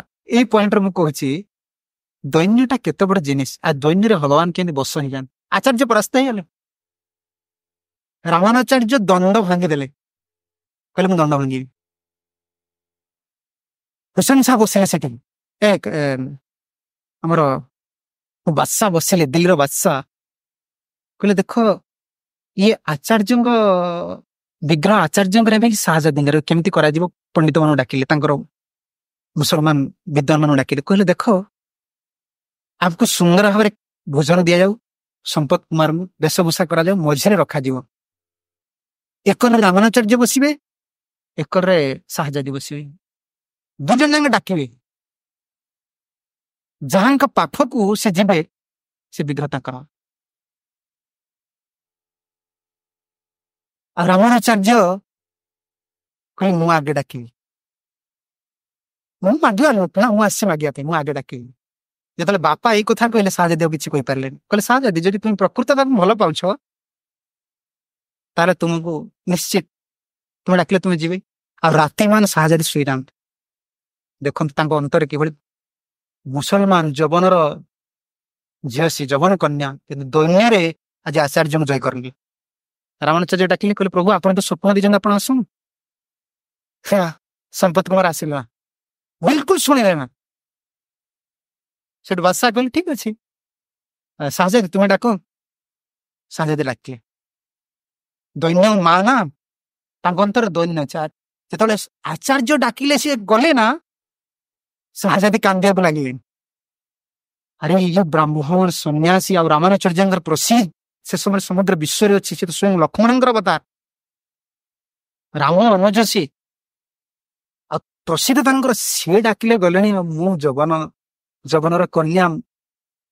ସେ ରାମାନୁଚାର୍ଯ୍ୟ ଡାକିଲେ ଯେତେବେଳେ ସମ୍ପତ କୁମାର ନ ଗଲେ, ସେତେବେଳଠୁ ଶାହାଜାଦି କାନ୍ଦିବା ଆରମ୍ଭ କରିଦେଲେ। ଆରେ ମୁଁ ଡାକିଲେ କଣ ଆସିବି? ଆରେ ଯବନର କନ୍ୟା, ପିତା ଉତ୍ପୀଡ଼ନ କରିକି ଯେଉଁ ହିନ୍ଦୁ ମାନଙ୍କର ଦେବତାଙ୍କୁ ସବୁ ମନ୍ଦିର ଭାଙ୍ଗିଛନ୍ତି, ଦେବତା ମାନଙ୍କୁ ଆଣିଛନ୍ତି, ତାର କନ୍ୟା ମୁଁ ଡାକିଲେ କଣ ପ୍ରଭୁ ଆସିବେ? ଇଏ ବାରବାର କହିଲେ କି ବାଦଶାହ ଶାହାଜାଦି ଡାକ, ପରୀକ୍ଷା କର। ଶାହାଜାଦି ଡାକିଲେ, ସେ ଦୈନ୍ୟରେ କେବଳ ଦୁଇ ପଦ କଥା କହିଛନ୍ତି। ସମ୍ପତ କୁମାର ସିଧା ଠିଆ ହେଇଥିଲେ, ମୁହଁକୁ ବୁଲେଇଲେ, ଏଭଳି ମୁହଁକୁ ବୁଲେଇଲେ, ସଭା କଲେ, କୋଳରେ ବସିଲେ। ଶାହାଜାଦିଙ୍କ କୋଳରେ ଯେତେବେଳେ ବସିଲେ, ଦିଲ୍ଲୀ ବାଦଶାହଙ୍କର ଦରବାର ଗୋଟେ ଉତ୍ସବ ହେଇଗଲା, କାହିଁକି ନା ରାମାନୁଚାର୍ଯ୍ୟ ପରାସ୍ତ ହେଇଗଲେ। ଇଏ ରାମାନୁଜନ, ଇଏ ତ ଲକ୍ଷ୍ମଣ, ଇଏ କଣ ସହି କରିପାରିବେ? ଇଏ ସେଠୁ ସିଧା ଫୁଲମାଳକୁ କାଢିଲେ, ଦଣ୍ଡକୁ ରଖିଲେ, କହିଲେ ଭଗବାନ କହିଲେ, ତାଙ୍କ କୋଳରେ ବସୁଛନ୍ତି। ସମ୍ପତ କୁମାରକୁ ଚାହିଁ କହିଲେ, ଯଦି ତୁମର ଏ ଯବନ କନ୍ୟାକୁ ଭଲ ପାଇବାର ଥିଲା, ମତେ ସ୍ୱପ୍ନ ଦେଖି କାହିଁକି କହିଲେ ମତେ ଉଦ୍ଧାର କର ବୋଲି? ମୋର ସମ୍ମାନ ତୁମେ ଖାଇଲ ସନ୍ନ୍ୟାସୀ, ମୁଁ ବର୍ତ୍ତମାନ ଦଣ୍ଡକୁ ଆଜିଠାରୁ ଦଣ୍ଡ ଛାଡ଼ିବି, ଆଜିଠାରୁ ମୁଁ ସଂସାର ପ୍ରବେଶ କରିବି। ରାମାନୁଚାର୍ଯ୍ୟ କହିଲେ ମୁଁ ଦଣ୍ଡକୁ ଭାଙ୍ଗିବି, ଦିଲ୍ଲୀ ବାଦଶାହଙ୍କ ଦରବାରରେ ଦଣ୍ଡକୁ କଚାଡ଼ି, ଆଉ ତୁମ ସନ୍ନ୍ୟାସୀ ଡ୍ରେସ କୋଉଠି ରହିବି। ଯେତେବେଳେ ସନ୍ନ୍ୟାସୀ ଡ୍ରେସଟା ଭରିବା ପାଇଁ ଯାଉଛନ୍ତି, ସେତେବେଳେ ସମ୍ପତ କୁମାର ବୁଲେଇଲେ, ସିଧା କହିଲେ ସେ ଲକ୍ଷ୍ମଣ ନା, ଆଚାର୍ଯ୍ୟ ଚାରି ଆଚାର୍ଯ୍ୟ ଭିତରେ ଆସି ସନ୍ନ୍ୟାସୀ ବେଶ ଉଲ୍ଲେଇ ଦେବେ, ସମ୍ଭବ କେମିତି ହବ? କିନ୍ତୁ ଭଗବାନ ଏଠି ଲୀଳା ଦ୍ୱାରା ଶିକ୍ଷା ଦେଲେ ଯେ ଦୈନ୍ୟ କିଭଳି ବସ୍ତୁ। ଇଏ ତ ଆଚାର୍ଯ୍ୟ, ଆଙ୍କର ବି ମାନ ରଖିବାକୁ ପଡିବ, ତାଙ୍କର ବି ମାନ ରଖିବାକୁ ପଡିବ। ସମ୍ପତ କୁମାର ବୋଲିଲେ, ପୁଣି ଆସିକି ଆଚାର୍ଯ୍ୟଙ୍କ କୋଳରେ ବସିଲେ। ତେଣୁ ବାଦଶାହଙ୍କୁ କହିଲେ ରାମାନୁଚାର୍ଯ୍ୟ, ଦେଖ ବର୍ତ୍ତମାନ ସମ୍ପତ କୁମାର ମୋର, ଆମେ ନେଇକି ଯିବୁ ନା ନେଇକି ଯାଅ। କିନ୍ତୁ ସମ୍ପତ କୁମାରକୁ ଯେତେବେଳେ ଧରିକି ଉତ୍ସବ କରିକି ନିଆଯାଉଛି ରାମାନୁଚାର୍ଯ୍ୟ, ସେତେବେଳେ ଶାହାଜାଦିଙ୍କର ଅବସ୍ଥା ଅକଥନୀୟ। ଦେଖନ୍ତୁ ଦୈନ୍ୟରେ ଜଣେ ଯବନ କନ୍ୟା ଖେଳଣା ଭାବରେ, ପ୍ରଥମେ ତାର ବହୁତ ବଡ ଇତିହାସ ଅଛି। ଏ ହିନ୍ଦୁ ମାନଙ୍କର ବିଗ୍ରହକୁ ନେଲା ପରେ ଶାହାଜାଦି ଯାଇକି ଦେଖନ୍ତି, ये तो मुसलमान जगन कन्या खेलना जिते थाए भल लगे सी जो देखती विग्रह बहुत सुंदर लगे ये तो बढ़िया बढ़िया हिंदू मैंने सब ठाकुर पूजा कर सी भर से संपत कुमार को आनी रंगनाथ चलंती प्रतिमा को बाछिकी खेलवा अलंकार पिंधेवा या भितर भावना चली भाव चली कि सी एत दैन्य थे जिते रामानुचार्य संपत कुमार को लेकिन जाऊँगी शाहजादी आउ रही पारे ना से पछे पछे पागल हो धाणी आ राजा भी पालिंगी करके पठेले जिते रामानुचार्य मझे रखिकी संध्या बेले आरती करती शाहजादी दूर टे देखते पाखक कि हिंदू मैंने छाड़ती ना एक ये जगन कन्या कि पथ मध्य सीना दर्शन करुले कि श्रीरंग क्षेत्र जो पहुंचले यादव आद्रिपति कहते रंगनाथ से पहुंची गले नैष्ठिक ब्राह्मण मैंने छाड़े ना क्या शाहजादी शाहजादी द्वार मोर अपेक्षा कर बहुत दिन दीर्घ दिन अपेक्षा कलापर रामानुचार्य मंदिर दर्शन करने आस ब्राह्मण मान सहित शाहजादी से प्राण त्याग कले समस्त देखुं गोटे ज्योति वाला रंगनाथ देह प्रवेश आज भी आप मुझे तो जाइनी शास्त्र जहाँ पढ़ी शुणी जो मैंने रंगनाथ पाक जी आज भी देखिए शाहजादी गोटे स्वर्ण प्रतिमा अच्छे रंगनाथ पाखे गोटे छोट स्वर्ण प्रतिमा अच्छे दिल्ली बादशाह कन्या प्रतिमा आज भी रही ये दैन्य एभली एक भूमिका जो भगवान प्राप्ति मिले प्रभुंर प्राप्ति हुए तो बहुत बड़ स्टोरी अच्छी सहित ये शाहजादी को जड़े भल पाती गोटे राजकुमार थे सी भी जगन देखु सी भल पाते शाहजादी कि शाहजादी भल पाती संपत कुमार जो शाहजादी गले रंगनाथ पाखक ये भल पाते जुगपी राजकुमार सी भी पछे पछे गले सी रंग क्षेत्र रही किंतु रंगनाथ देहरे तो शाहजादी प्रवेश कले ये जो राजकुमार से देखी मुआ को तो बहुत चाहूली ये तो बर्तमान भगवान सहित लीन हो आ संसार गोटे असार संसार सार वस्तु कौन अच्छे आप तो भल पाते बहुत चाहती ठीक अच्छे मुझे ये रही तो प्रवेश कर मंदिर को से राजकुमार बाहर जब बाहर रही शाहजादी रूप चिंता करती रंगनाथ रूप को चिंता करती संपत कुमार रूप को चिंता करती दिने राति अर्धरात्रि रंगनाथ स्वप्न दे कहते देख तुम्हें जहाँ विवाह चाहूल सी तो मोर प्रेयसी गले आ तुम्हें तार दर्शन पाइब ना कि मोर दर्शन पाइब ना कारण सी तो मो पाखे मूर्ति बर्तमान रही कारण यहाँ मोर मर्यादा क्षेत्र तुम्हें मत दर्शन करने चाहूच ताने जगन्नाथ पुरी को जा सेठी मोर दर्शन पाए सी सेठू चली चली रथयात्रा समय आसिक पहुंचे आ जगन्नाथ पुरी में थिला बेले तांकर अंतर रे जने कामुक व्यक्ति अंतर एभली दैन्य आसिला आ से रुटी तैयारी कर से बस रुटी तैयारी करुछंदी आ रुटी तैयारी करके गोटे जगह रखिछन जगन्नाथ को दर्शन करके फेरवे बहुत रुटी तैयारी कर गोटे जगह रखिछ गोटे कुकुर आसिक पहुंची गला कुकुर आप देखी कुकुर तो रुटी की किसी उठेब एक बार सब एक बार गोटे बछा कर उठेब तो सी पूरा रुटी थाकटा को उठे धरिकी धाइला कुकुर ये जो कम को विवाह शाहजादी के चाहूले अंतर एभली दैन्यता आसी सी कौन कर घीर डबा टे धरी ता पछे पछे धाउछ से स्वयं जगन्नाथ प्रकट है अंतर एत दैन्यता आसी से कुकुर धरी भगवान को देखुं गीतार आम पढ़ीचे ना सुने चैव सोपाके सो पुण्यता समदर्शन से डाकुचंद हे नारायण कुकुर कहते हे नारायण मो रुटी भीय बारे आपन को खायापी बहुत कष्ट हो जे काम को शाहजादी को भल पाते से कुकुर पछे पछे धाउछ घी डबा को धरिकी हे नारायण अतिथि तुम्हें ये रुटीटा को नेल कि खाई पारिबनी कारण मत घी मारे तुम खाया कष्ट हो से कुकुर पाख घी डबा धरिकी जाऊँच भगवान जगन्नाथ रंगनाथ रूप से प्रकट हो गले श्रीक्षेत्र संगे सांग कहले तुम्हें तुम्हें रही योग्य व्यक्ति नुह तुम्हें मो पाक फेरी चा शाहजादी जो अच्छा तुम्हें से चा से जवन कुमार राजकुमार हुए चलिए कहबार कथा थिला नम्रता भक्ति देवी माँ नम्रता हूँ वस्त्र भक्तर यदि नम्रता ना दीनता ना से भक्ति महाराणी संतुष्ट होना से भगवान को पाइपर ना दीनता कि आसव दीनता कृष्णास देवराज गोस्वामी लिखिले महाप्रभु नादपि शुणिचेन तोरपि सहिष्णुना ये जो श्लोकटा कहते यहाँ आचरण करके हरिनाम करवा ना हरिनाम कले दीनता आसव भक्ति सिद्धांत सरस्वती ठाकुर प्रभुपाद जी महाराज कहते दीनता भूमिका हरिनाम आरंभ हुए ये श्लोकटी को बेकरे माला कर पकाओ तापर हरिनाम कर कि जीव बद्ध जीवर तो दीनता ना से हरिनाम केमती कर नाम चरण सब प्रार्थना कले साधुगुरु वैष्णव चरण सब प्रार्थना कले किभली मो अंतर दीनता आसो ताहले प्रभु प्रसन्न हे आ दीनता आसला माने भक्ति महाराणी सुबेत वस्त्र से पिंधे आ महाप्रभु चारिटा जिनिस चारिजण भक्तों द्वारा शिखई ये भक्ति रत्नाकर रे सुन नरहरि चक्रवर्ती ठाकुर कहते ये चारिजण चरित को भक्त मैंने बारंबार पाठ करिया दरकार चारिजण को चारिटा जिनिस शिखई रामानंद द्वारा कंद पेर गर्भ नसा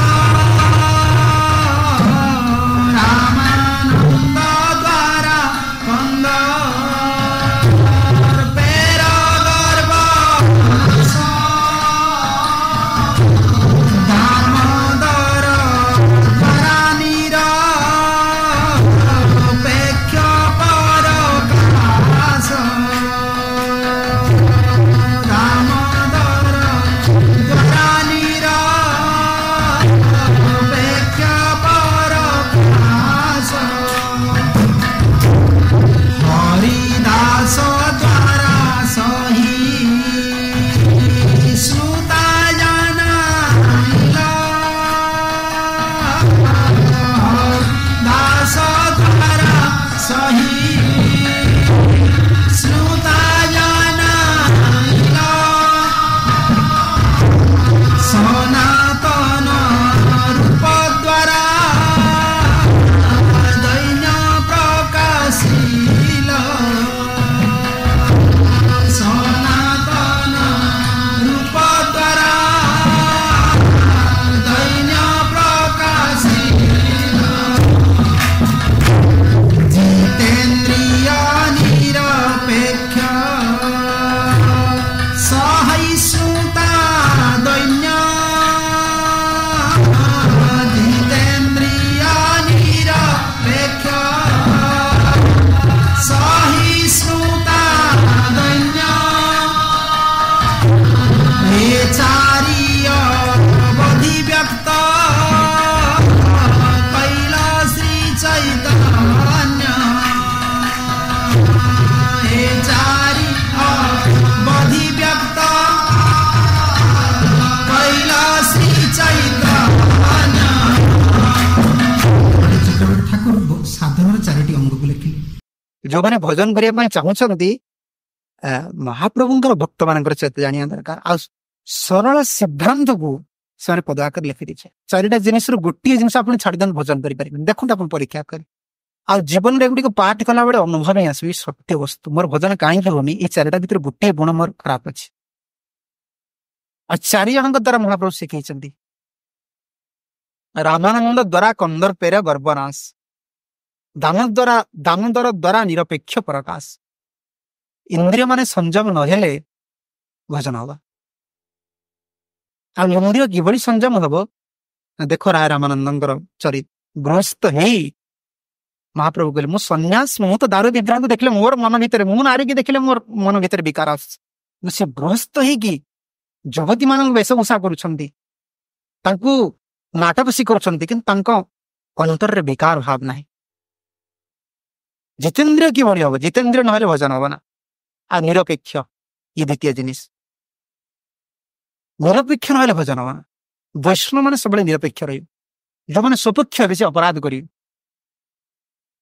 ବୈଷ୍ଣବ ମାନଙ୍କ ଝଗଡାରେ କେବେ ମୁଣ୍ଡ ପୁରେଇବେନି। ଏ ବୈଷ୍ଣବ ମାନଙ୍କର ଝଗଡା ଶାସ୍ତ୍ର କହିଛି ଦୁଇ ଜଣଙ୍କ ଝଗଡାରେ କେବେ ମୁଣ୍ଡ ପୁରେଇନା। ସ୍ୱାମୀ ସ୍ତ୍ରୀର ଝଗଡା କେବେ ମୁଣ୍ଡ ପୁରେଇବ ନା। ସ୍ୱାମୀ ସ୍ତ୍ରୀ ଝଗଡାରେ ଯିଏ ମୁଣ୍ଡ ପୁରେଇବ ସେ ଦିନେ ନା ଦିନ ସେ ସ୍ୱାମୀ ସ୍ତ୍ରୀଙ୍କର ହିଁ ଶତ୍ରୁ ହବ। କାରଣ ସ୍ୱାମୀ ସ୍ତ୍ରୀ ଝଗଡା ଲାଗିଯିବ ପୁଣି ମିଶିଯିବେ। ଯିଏ ମଧ୍ୟସ୍ଥି କରିଥିବ ସେ ହିଁ ମରିବ। ଆଉ ବୈଷ୍ଣବ ମାନଙ୍କ ଝଗଡାରେ କେବେ ମୁଣ୍ଡ ପୁରେଇବେ ନା। କାରଣ ବୈଷ୍ଣବ ମାନଙ୍କର ସବୁ ହଉଛି କଠୋର, କିନ୍ତୁ ଗୋଟିଏ ଜିନିଷ ହଉଛି କୋମଳ। କଣ ଜାଣିଛ? ପାଦଟା ହଉଛି କୋମଳ। ବଡ ବଡ କଥା ସିନା, କିନ୍ତୁ ପାଦ ତଳେ ପଡିଛି ତ ବାଞ୍ଛା କଳପତରୁ କରିଦେବେ, ସରିଗଲା ସାଙ୍ଗେ ସାଙ୍ଗେ। ବୈଷ୍ଣବ ମାନେ ବହୁତ କୋମଳ। କିଏ ବି କେତେ ଖରାପ ବୈଷ୍ଣବ ହେଇଥାଉ, ଆପଣ ଗୋଟେ ଲୋକ ସାଙ୍ଗେ ଝଗଡା ମାରପିଟ କରିଥା, ଖାଲି ଯାଇକି ତା ଗୋଡ ତଳେ ପଡିଯାଏ, ଦେଖ ପ୍ରଭୁ କଣ ମୋର ଭୁଲ ହେଇଯାଇଛି, ସେ ସାଙ୍ଗେ ସାଙ୍ଗେ ଗୋଟେ ମୁହୂର୍ତ୍ତରେ ପହଞ୍ଚିବ। ସବୁ ଜିନିଷ ପରୀକ୍ଷା କର। ବୈଷ୍ଣବ ମାନଙ୍କ ଝଗଡାରେ କେବେ ମୁଣ୍ଡ ପୁରେଇବେନି। ମନେ କଲେ ଅପରାଧ ହେଇଛି। ନିରପେକ୍ଷ, ସବୁବେଳେ ନିରପେକ୍ଷ ରହିବେ। ଯଦି କେହି ପଚାରନ୍ତି ବି ନିରପେକ୍ଷ କଥା କହିବେ। ଭଗବାନ ଗୋଟେ ଗୋଟେ ଲୀଳା ମୁଁ କହୁଛି ଆପଣଙ୍କୁ।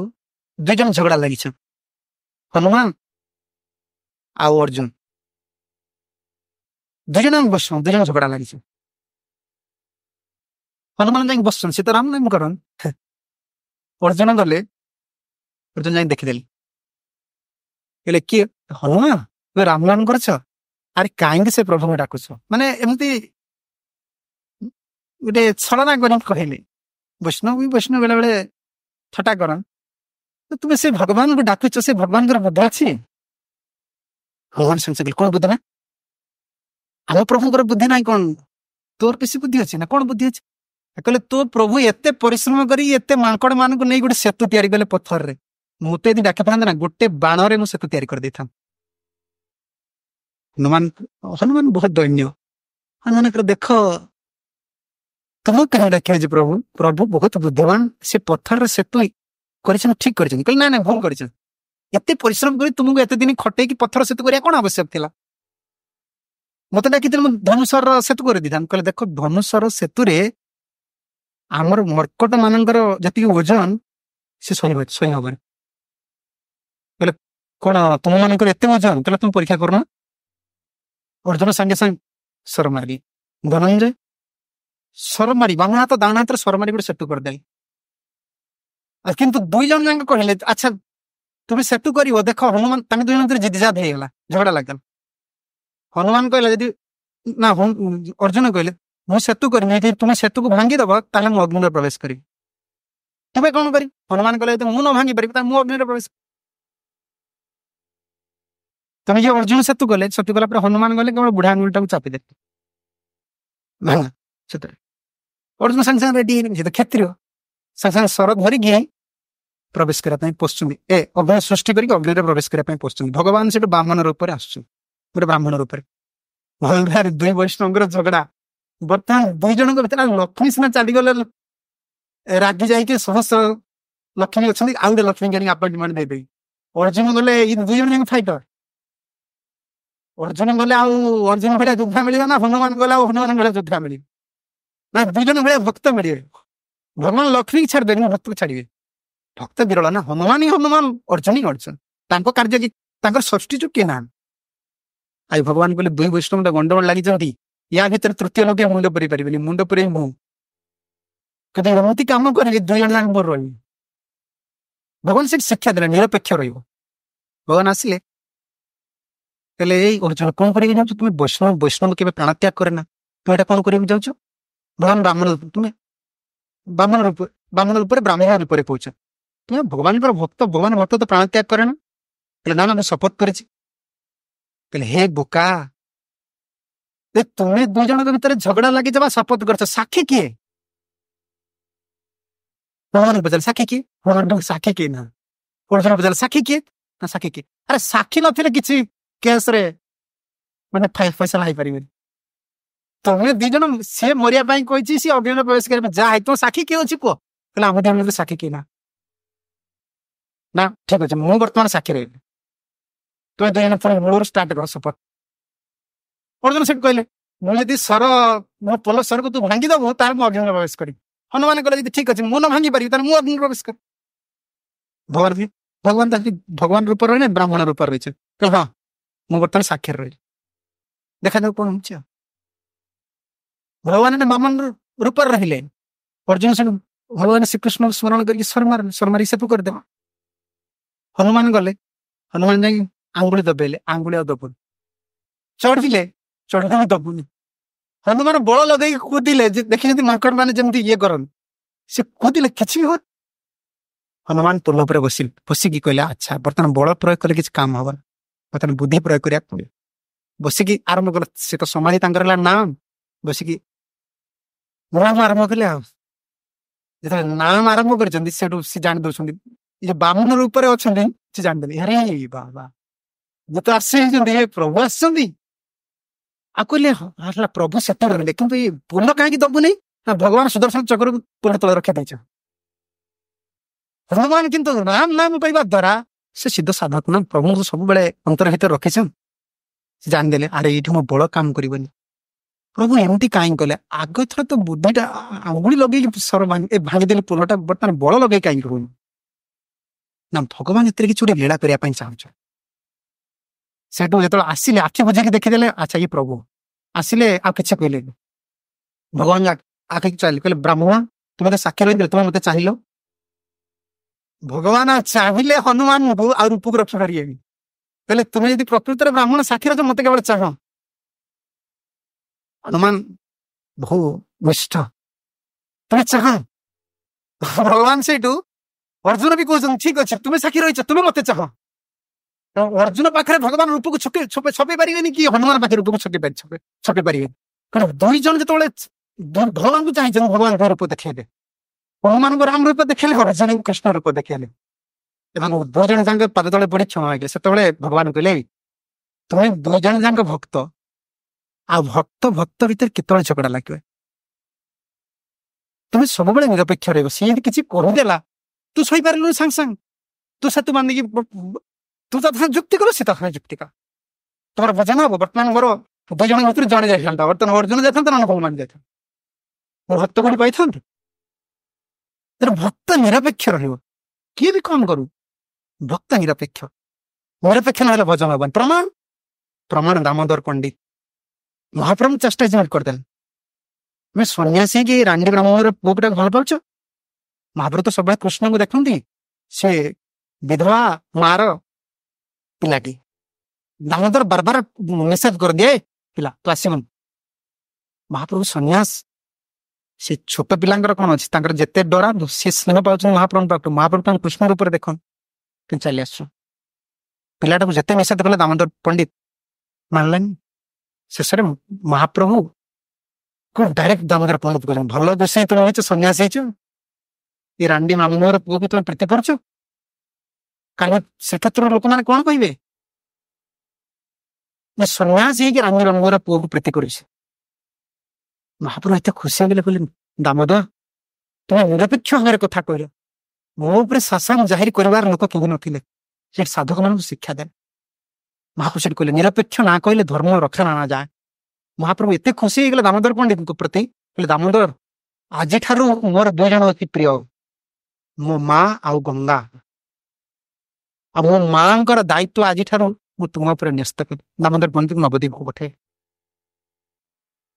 निरपेक्ष कथा सब बड़े कह वैष्णव सी किए हो निरपेक्ष तुम मो सन्यास मो स्वयं भगवान किंतु सर्वसम्मुख तुम मत चास्टाजमेंट करदेल ये ठीक कर महाप्रभु शिक्षा देले चारोटी जिनिस भजन जितेन्द्रिय हवा पड़ो निरपेक्ष हवा पड़ो रामानंद द्वारा कंदर्पेरे गर्वनाश दामोदर द्वारा निरपेक्ष प्रकाश रूप सनातन द्वारा दैन्य प्रकाशिल हरिदास द्वारा सहिष्णुता जनाए सहिष्णु हवा पड़ो केवल सहिष्णु हवा पड़ो ना हरिदास ठाकुर परिचय सहिष्णु ना भजन हवा आमर गुरुदेव कहते कौन से गोड़ धुआ गाँ मुंडे पोखरी अच्छी से गोड़ धुआ कौन पथर पथर देखी आप जे गाँ गहली लोक आसवे से बिलू आसवे बाड़ी आसवे गोड़ मली लगी विष्ठा लगी जहाँ आस से पथर से घसवे से मले छड़े नारी मैंने जी पादर मले से छड़े पथर सब शोचे पदे कथा कह समस्ते पाद गलीटा को घस सही गुरुदेव गुरुदेव भजन करने चाहूच गाँ मुंडे पोखर तुठर कौन कहता पाद धुआ ପଥର ପଥର ତୁମ ସହିଷ୍ଣୁ ଭାବରେ ତା ତୁମେ ଭଜନ କରିପାରିବେ। ଆଜି ଯିଏ ସହିଛନ୍ତି ପ୍ରଭୁପାଦଙ୍କ ଜୀବନରେ କେତେ ସହିଛନ୍ତି, ଗୁରୁ ଭାଇ ମାନେ କେତେ କଥା କହିଛନ୍ତି, ବିଦେଶୀ ଭକ୍ତ ମାନେ କେତେ କଥା କହି ସବୁ ଟଲରେଟ୍ କରି ଆଜି ଏତେ ବଡ ସଫଳତା ସେ ଲାଭ କଲେ। ସହିଷ୍ଣୁତା ହରିଦାସ ଦ୍ଵାରା ସହିଷ୍ଣୁତା ଜାନା ଆଇଲ, ରୂପ ସନାତନ ଦ୍ଵାରା ଦୈନ୍ୟ ପ୍ରକାଶ। ଆଉ ଦୈନ୍ୟ କେମିତି ହେବାକୁ ପଡିବ? ବିପ୍ରରାଜ ଭୟା କ୍ଷେଦଯୁକ୍ତ ମହାଅନ୍ତରେ। ଭରଦ୍ୱାଜ ଗୋତ୍ରୀୟ ବ୍ରାହ୍ମଣ କିନ୍ତୁ ସବୁବେଳେ କ୍ଷେଦଯୁକ୍ତ ଅନ୍ତର, ସବୁବେଳେ ନିଜକୁ ମିଳେଚ୍ଛା ଜ୍ଞାନ କର। ରୂପ ସନାତନ ବେଳେ ଦୈନ୍ୟ ଆଉ କାରଣ। ଆଉ ଚାରିଟା ଜିନିଷ ଜିତେନ୍ଦ୍ରିୟ, ନିରପେକ୍ଷ, ସହିଷ୍ଣୁତା, ଦୈନ୍ୟ, ଏ ଚାରି ଅବଧି ବ୍ୟକ୍ତ କହିଲ ଶ୍ରୀ ଚୈତନ୍ୟ ମହାପ୍ରଭୁ। ଚାରିଟାର ଅବଧି ଶେଷ ସୀମା ଦେଖେଇଲେ। ଦେଖ ମୋ 4 ଜଣ ଭକ୍ତ କିଭଳି ଏଇଭଳି କରିଛ, ଆଉ ତୁମର ଭଜନ କରିବା ପାଇଁ ହେଲେ ଏଇଭଳି ହେବାକୁ ପଡିବ। ତେଣୁ ଅତି ଦୈନ୍ୟରେ ରହିଛନ୍ତି ରୂପ ସନାତନ, କାନ୍ଦୁଛନ୍ତି। 5 ବର୍ଷ ହେଇଗଲାଣି। ଆଉ ରାମ କେଳିନି ସୁନ୍ଦର ବୃନ୍ଦାବନ ନିଜେ ଯିବେ। ଆଜି ବି ସନାତନ ଗୋସ୍ୱାମୀଙ୍କର ପ୍ରତିଷ୍ଠିତ ମଦନ ମୋହନ ଅଛନ୍ତି। ବହୁତ ସୁନ୍ଦର ମଦନ ମୋହନ। ଆଉ ମୁସଲମାନଙ୍କ ଦରବାରରୁ ଗଲା ପରେ ଆପଣ ପ୍ରବେଶ କରିବେ ରାମବେଳୀରେ, ପ୍ରଥମେ ମଦନ ମୋହନଙ୍କର ମନ୍ଦିର, ତାର ପରେ ରୂପ ଗୋସ୍ୱାମୀଙ୍କର, ସେଟାକୁ କହୁଛନ୍ତି ଦ୍ୱାରୀ। ସେଟା ରୂପ ଗୋସ୍ୱାମୀଙ୍କର ନ୍ୟାୟାଳୟ ଥିଲା, ତାଙ୍କର ଅଫିସ ଥିଲା। ପ୍ରବେଶ କରୁ ଆପଣ ପ୍ରଥମେ ରୂପସାଗର ଯିବ, ସନାତନ ସାଗର ଯିବ, ତାପରେ ଦେଖିବେ ସୁନ୍ଦର ଭଗ୍ନ ଦ୍ୱାରୀ ଅଛି। କେବଳ ଆର୍ଚ ଯୋଉଗୁଡ଼ିକର ଥିଲା ଭଙ୍ଗା ଆର୍ଚ, ସେଟା ରୂପ ଗୋସ୍ୱାମୀଙ୍କର ଯାହା କୁହନ୍ତି ପ୍ରାଇଭେଟ ସେକ୍ରେଟାରୀଙ୍କର ଅଫିସ ଥିଲା ସେଟା। ଆସିବେ ଗଙ୍ଗାରେ ସ୍ନାନ କରିବେ, ଆଉ ବସି ଦିନ ରାତି କେବଳ କନ୍ଦନ କରି, ରାତ୍ରି ମାନ କନ୍ଦନ କରିକି ମଦନ ମୋହନଙ୍କ ପାଖରେ କେମିତି ଆମକୁ ଉଦ୍ଧାର କରିବେ ପ୍ରଭୁ, ଏଇ ମ୍ଲେଚ୍ଛଙ୍କର ଅଧୀନରେ ଆମେ କେମିତି ଯିବୁ ଟିକେ ଏମିତି କାନ୍ଦୁଛନ୍ତି। ମହାପ୍ରଭୁ ବର୍ତ୍ତମାନ ଆସିଲେ ରାମକଳି ଗ୍ରାମ। ହଠାତ୍ ଝାଡ଼ଖଣ୍ଡକୁ ପ୍ରବେଶ ନ କରି ମହାପ୍ରଭୁ ଦିଗ ପରିବର୍ତ୍ତନ କରିଦେଇ ଗୌଡ଼ ଦେଶକୁ ଚାଲିଲେ। ଗୌଡ଼ ଦେଶକୁ ଯିବାର 2ଟି କାରଣ। ମହାପ୍ରଭୁଙ୍କର ଇଚ୍ଛା ମୁଁ ରୂପ ସନାତନକୁ ଦର୍ଶନ କରିବି, କିନ୍ତୁ ସଚୀ ମାତାଙ୍କର ସ୍ନେହ ମହାପ୍ରଭୁ ଟାଣି ନେଇଗଲା। ଜଣେ ଜଗଗୋସ୍ୱାମୀଙ୍କ ଚରିତ୍ରରେ ଶୁଣିବେ, ମହାପ୍ରଭୁ ସନ୍ନ୍ୟାସ ନେଲା ପରେ ସଚୀ ମାଙ୍କର ନିଶ୍ୱାସ ସେ କାଠ ପୁତୁଳି କି ମନୁଷ୍ୟ କିଏ ଜାଣିପାରନ୍ତି। ସବୁବେଳେ ଶ୍ଵେତ ଶାଢୀ ପିନ୍ଧିଥିବେ, ସେ ତ ବିଦ ତଥାକଥିତ ଯାହା କୁହନ୍ତି ସ୍ୱାମୀ ନାହାନ୍ତି, ଶ୍ଵେତ ଶାଢୀ, ଧଳା ଶାଢୀ ପିନ୍ଧିଥିବା, ଶରୀର ତାଙ୍କର ପୁରା ସ୍ୱର୍ଣ୍ଣ ବର୍ଣ୍ଣରେ, ଆଉ ସବୁବେଳେ ଦ୍ୱାର ଦେଶରେ ବସିଥିବେ, ସବୁବେଳେ। ଆଉ ସବୁବେଳେ ଚାହିଁଥିବେ ନିମାଇ କଣ ଫେରିବ କି ମୋର। ଯେଉଁ ଦ୍ୱାର ଦେଶରୁ ମହାପ୍ରଭୁ ବାହାରିକି ଆସିଛନ୍ତି, ସେଇ ଦ୍ୱାର ଦେଶରେ ସବୁବେଳେ ଚାହିଁକି ଗୋଟେ କାଠ ପୁତୁଳି ଭଳି ଚାହିଁ ଗୋଟିଏ ଦୃଷ୍ଟିରେ ରହିବ। ଆଉ ମହାପ୍ରଭୁ ଗଲା ପରେ 2 ଜଣ ସେବକ, ମହାପ୍ରଭୁ ସନ୍ନ୍ୟାସ ନେଇଛନ୍, ସଚୀ ମାତାଙ୍କୁ ଆଉ ବିଷ୍ଣୁ ପ୍ରାଣଙ୍କୁ ଯେତିକି କଷ୍ଟ ହେଇନି, ଈଶାନଙ୍କୁ ବେଶୀ କଷ୍ଟ। ଈଶାନ ହଉଛି ତାଙ୍କର ଭୃତ୍ୟ। ଈଶାନ ହଉଛନ୍ତି ମହାପ୍ରଭୁ ପଳେଇ ଗଲା ପରେ ସଚୀ ମାତାଙ୍କୁ ଆଉ ବିଷ୍ଣୁ ପ୍ରିୟାଙ୍କୁ 2 ଜଣଙ୍କର ଦାୟିତ୍ୱ ନେন। ଈଶାନଙ୍କର ଜୀବନ କେବଳ କାନ୍ଦି କାନ୍ଦି ଯାଇଛି। ସଚୀ ମାତାଙ୍କର ଅବସ୍ଥା ଦେଖି ସହ୍ୟ କରିପାରନ୍ତି। ସଚୀ ମା ଗୋଟେ କାଠ ପିତୁଳି ଭଳିଆ ସବୁବେଳେ ବ୍ୟସ୍ତ। ଆଉ ସଚୀ ମା ରନ୍ଧନ କରିବେ, ସବୁ କିଛି କରିବେ, କିନ୍ତୁ ମା ନିମାଇ ଆସିବ ଭୋଜନ କରିବେ, ଏ ଚିନ୍ତା ସବୁବେଳେ ରହୁ, ସବୁବେଳେ।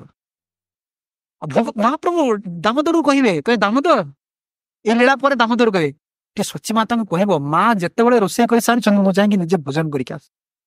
କାରଣ ମହାପ୍ରଭୁ 3ଟା ଜାଗାରେ ସବୁବେଳେ ରୁହନ୍ତି। ନିତ୍ୟାନନ୍ଦ ପ୍ରଭୁଙ୍କର ନର୍ତ୍ତନରେ, ନିତ୍ୟାନନ୍ଦ ପ୍ରଭୁ ଯୋଉଠି ନୃତ୍ୟ କରନ୍ତି ମହାପ୍ରଭୁ ସେଇଠୁ। ଶିବାସ ଅଙ୍ଗନରେ, ଶିବାସ ଅଙ୍ଗନ ରାସକ୍ଷେତ୍ର, ମହାପ୍ରଭୁ ଶିବାସ ଅଙ୍ଗନ ଛାଡି ନାହାନ୍ତି। ଆଉ ସଚୀ ଅଙ୍ଗନ, ସଚୀ ମାଙ୍କ ପାଖରେ ଅଛନ୍ତି ସବୁବେଳେ। ଆଉ ଧନିଷ୍ଠା ସଖୀ, ତାଙ୍କର ନାମ କଣ ଯେ ରୋଷେଇ କରନ୍ତି, ରାଘବ ପଣ୍ଡିତ, ରାଘବ ଝାଲି। ରାଘବ କେତେବେଳେ ନିବେଦନ କରନ୍ତି ମହାପ୍ରଭୁ ସେଠିକି ଯାଆନ୍ତି। ବିଶେଷ କରି 4ଟି ସ୍ଥାନରେ ମହାପ୍ରଭୁ ନିତ୍ୟ ରହିଛି। ସଚୀ ମାତାଙ୍କର ଯୋଉ ପ୍ରେମ ମହାପ୍ରଭୁଙ୍କୁ ଆକର୍ଷଣ କରିଛି। ମହାପ୍ରଭୁ ଗଲେ ଶାନ୍ତିପୁରକୁ, ସଚୀ ମା ଦର୍ଶନ କରିବା ପାଇଁ ଚାହୁଁଛନ୍ତି। ଅଦ୍ୱୈତ ଆଚାର୍ଯ୍ୟ ପଚାରୁଛନ୍ତି ମହାପ୍ରଭୁ ଏ ମା ଚାହୁଁଛନ୍ତି ଦର୍ଶନ କରିବା ପାଇଁ ଆପଣ। ମହାପ୍ରଭୁ ବହୁତ ଚିନ୍ତା କଲା ପରେ ଅନୁମତି ଦେଇଛନ୍ତି। କିନ୍ତୁ ଅଦ୍ୱୈତ ଆଚାର୍ଯ୍ୟ ପଚାରିଲେ ବିଷ୍ଣୁପ୍ରିୟା ଆସିବେ କି? ବିଷ୍ଣୁପ୍ରିୟା ଟିକେ ଚରଣ ଦର୍ଶନ କରିବା ପାଇଁ ଚାହୁଁଛନ୍ତି। ମହାପ୍ରଭୁ ସାଙ୍ଗେ ସାଙ୍ଗେ ମନା କରିଦେବେ, ନା ବିଷ୍ଣୁପ୍ରିୟା ମୋ ସନ୍ନ୍ୟାସ, ବିଷ୍ଣୁପ୍ରିୟା ଆସିପାରିବ। ତେଣୁ ବିଷ୍ଣୁପ୍ରିୟାଙ୍କର ବରଣଟା ଅଧିକ କଷ୍ଟ ଦେଲା ତାଙ୍କୁ, ଅଧିକ ସେ ମହାପ୍ରଭୁ ଚିନ୍ତନ କଲେ। ଯେତେବେଳେ ମହାପ୍ରଭୁ ତାଙ୍କୁ ମନା କରିଦେଲେ ଯେ ବିଷ୍ଣୁପ୍ରିୟା ମତେ ଆଉ ଦର୍ଶନ କରିପାରିବେ ନା, ବିଷ୍ଣୁପ୍ରିୟା ସେ ଭାବିଲେ ଯେ ମୁଁ କଣ ଅପରାଧ କରିଛି ଯେ ମହାପ୍ରଭୁଙ୍କର ଚରଣ ଦର୍ଶନ ଅଧିକାର ମୋର ନାହିଁ।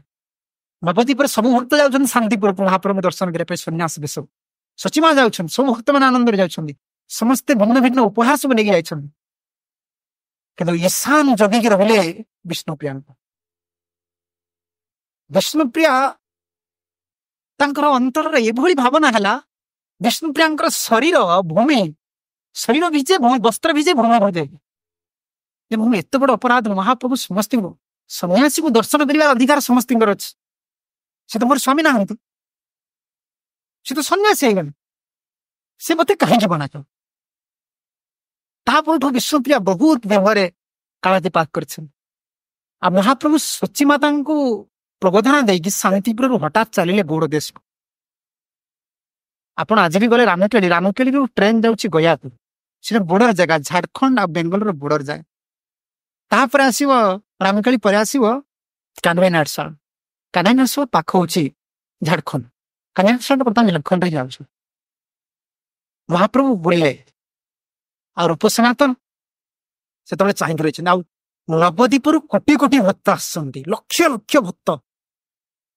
ଆଉ ରାମକେଳି ଗ୍ରାମରେ ତ ଆସିକି ପହଞ୍ଚନ୍ତି, ରାମକେଳିରେ ଲକ୍ଷ ଲକ୍ଷ ଭକ୍ତ ଅଛନ୍ତି।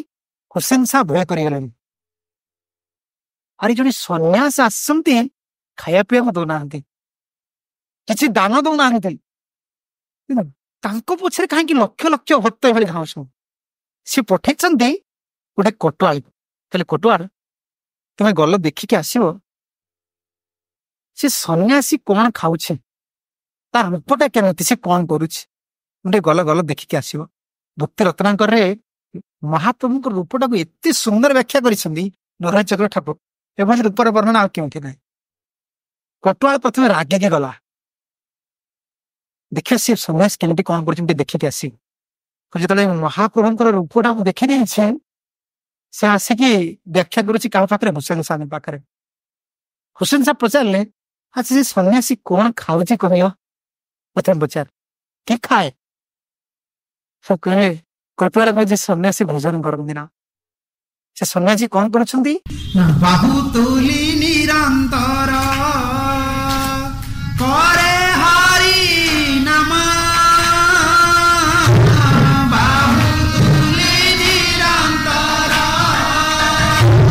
করে হরি নাম, ভোজন শয়নার কিছু নাহি কাম, ভোজন শয়নার কিছু নাহি কাম, জিনিয়া কনক কান্তি প্রকাণ্ড শরীর, জিনিয়া কনক কান্তি প্রকাণ্ড শরীর,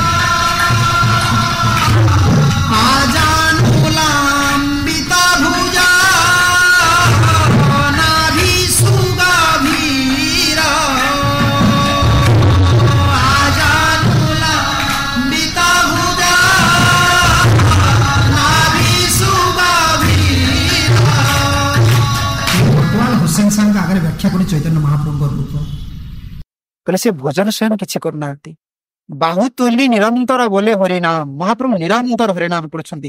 ଲକ୍ଷ ଲକ୍ଷ ଭକ୍ତ, ଲକ୍ଷ ଲକ୍ଷ ଭକ୍ତ ମହାପ୍ରଭୁଙ୍କର ନାମ କରୁଛନ୍ତି।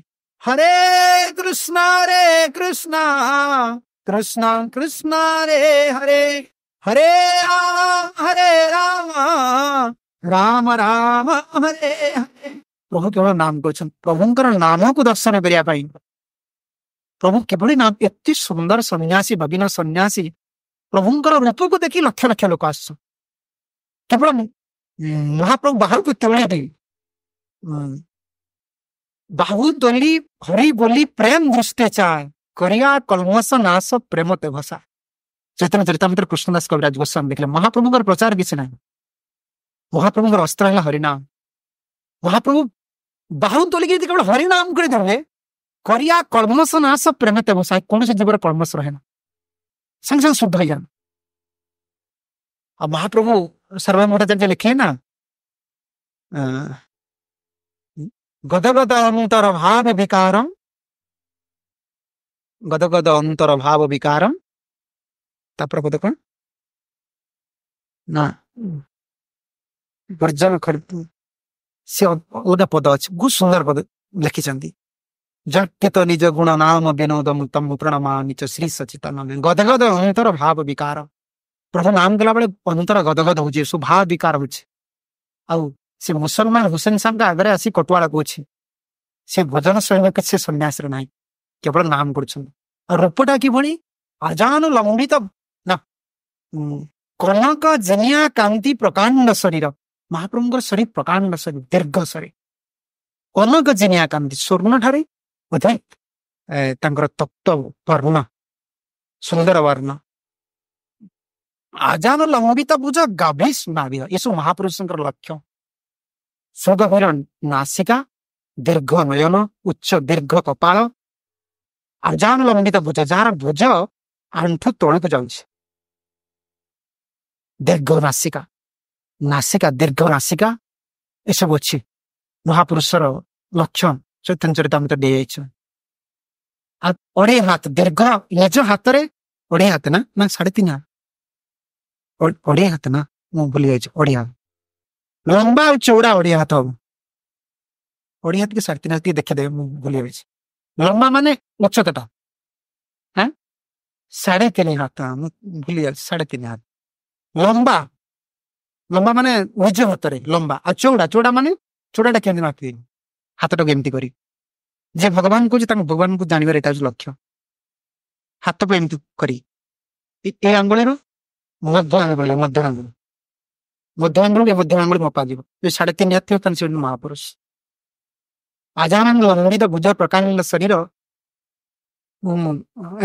कनक जिनिया कांति प्रकांड शरीर आजानु लंबित भुज नाभि सुख बिल से मुसलमान आसिक व्याख्या कर महाप्रभु रूप को हुसैन शाह शुणिक विश्वास करेंगे पुणी डाकिबे केशव क्षत्रिय को केशव क्षत्रिय सेनापति कहे केशव तुम आसिक कहल कहल सी प्रकृत में सन्यासी ना सी कौ मनीष ना कौन कहल सी पुनः व्याख्या कर लास्ट रूप गोस्वामी पचार रूप सनातन से शुणुली राति बेश बदल दांतरे तृण धरी गलबस्त्र है काली आम शुणा गलबस्त्र है आगे जाए भक्त मान चरण में पड़े रूप सनातन। नित्यानंद प्रभु अच्छा गदाधर पंडित अच्छा विमान पाद तले पड़ी जे करुणा करनी आम महाप्रभु भेटी कृपा पाए तापर महाप्रभु करुणा करेंगे किंतु 5 मिनट लगे महाप्रभु रूपटा वर्णना महाप्रभु किभली रूप सिंह ग्रीवा गज स्कंद कमल नयन सिंह ग्रीवा गज स्कंद कमल नयन कोटि चंद्र से मुखेर ना करी समान कोटि चंद्र से मुखेर ना करी समान सुरंग धर मुक्ता जिनिया दर्शना सुरंग धर मुक्ता जिनिया दर्शना कामासुरा सतजेना भूभंग पतन कामासुरा सरजना भूभंग पतन सिंह ग्रीवा महाप्रभु सिंह राशि जन्म होते नवद्वीपे चैतन्य सिंह अवतार सिंह ग्रीव सिंह कटी सिंह भूमिका चैतन्य चरितामृत महाप्रभु सिंह राशि तांकर सिंह राशि और सिंह ग्रीवा सिंह कोटी देश एटा पूरा ग्रीव माने ग्रीव माने कोटी तो हाँ अब एटा ग्रीव एटा ग्रीव देश एटा कोटी देश सिंह ग्रीवा गज स्कंध गज भଳି सिंह हे सिंह भଳି तांकर गळदेश ଆଉ ହସ୍ତି ଭଳି ତାଙ୍କର ସ୍କନ୍ଧ ଗଜସ୍କନ୍ଧ ସିଂହ ଗ୍ରୀବା ଗଜସ୍କନ୍ଧ କମଳ ନୟନ ବିଶାଳ ନୟନ କୋଟି ଚନ୍ଦ୍ର ମୁଖ ନାକରି ସମାନ କୋଟି ଚନ୍ଦ୍ର ଏକା ସାଙ୍ଗରେ ଉଦୟ ହେଲେ ଯେଭଳି ଶୋଭିତ ମହାପ୍ରଭୁଙ୍କର ମୁଖମଣ୍ଡଳ ସେଭଳି ଶୋଭିତ ସୁରଙ୍ଗ ଅଧର ମୁକ୍ତା ଜିନିଆ ଦଶନ ମୁଖରେ ଅଧର ଗୁଡ଼ିକ ସୁରଙ୍ଗ ଅତି ରଙ୍ଗିତ ଏସବୁ ମହାପୁରୁଷଙ୍କର ଲକ୍ଷଣ ତାଙ୍କର ଓଷ୍ଠ ଅତି ଲାଲ କମଳ ନୟନ କମଳ ଭଳି ବର୍ଣ୍ଣ ଆଉ ଦଶନ କିଭଳି ଦାନ୍ତ କିଭଳି ମୁକ୍ତା ଭଳି ଦାନ୍ତ ଅତି ସ୍ୱଚ୍ଛ ଦାନ୍ତ କାମା ସରା ସର ଯେନ ଭବନ ପତନ ବହୁ ଭଙ୍ଗି ମହାପ୍ରଭୁ ପତନ କରିଦେଲେ କେବଳ ତାଙ୍କର କଣ କୁହନ୍ତି ତାକୁ ଆଖି ପତା ଯାହା କୁହନ୍ତି ପତନ କଲା ମାନେ ସତେ ଯେଭଳି କାମ ଦେବ ସରମାରିଲେ କି ଏତେ ଆକୃଷ୍ଟ ମହାପ୍ରଭୁ କରିଦିଅ ଆଉ ମହାପ୍ରଭୁଙ୍କର ଆଉ ଦୁଇଟି ଶ୍ଲୋକ ତାଙ୍କର ବର୍ଣ୍ଣନା କରୁଛନ୍ତି ମହାପ୍ରଭୁଙ୍କର ଅବସ୍ଥା କିଭଳି ସୁନ୍ଦର ସୁପିନ ବକ୍ଷେ ଲେପିତ ଚନ୍ଦନ ସୁନ୍ଦର ସୁପିନ ବକ୍ଷେ ଲେପିତ ଚନ୍ଦନ ମହାକଟି ତଟେ ଶୋଭେ ଅରୁଣ ବସନ ମହାକଟି ତଟେ ଶୋଭେ ଅରୁଣ ବସନ ଅରୁଣ କମଳ ଯେନ ଚରଣ ଯୁଗଳ ଅରୁଣ କମଳ ଯେନ ଚରଣ ଯୁଗଳ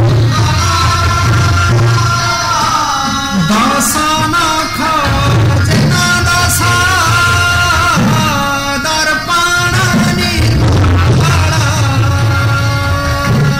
ଦଶନ ଯେନ ଦଶ ଦର୍ପଣ ନିର୍ମଳ ନିରନ୍ତର ସନ୍ନ୍ୟାସୀର ଉଦ୍ଧାର ମାବଳି ନିରନ୍ତର ସନ୍ନ୍ୟାସୀର ଉଦ୍ଧାର ମାବଳି ବନସେର ପ୍ରାୟ ଅଙ୍ଗେ ପୁଲକ ମଣ୍ଡଳୀ ବନସେର ପ୍ରାୟ ଅଙ୍ଗେ ପୁଲକ ମଣ୍ଡଳୀ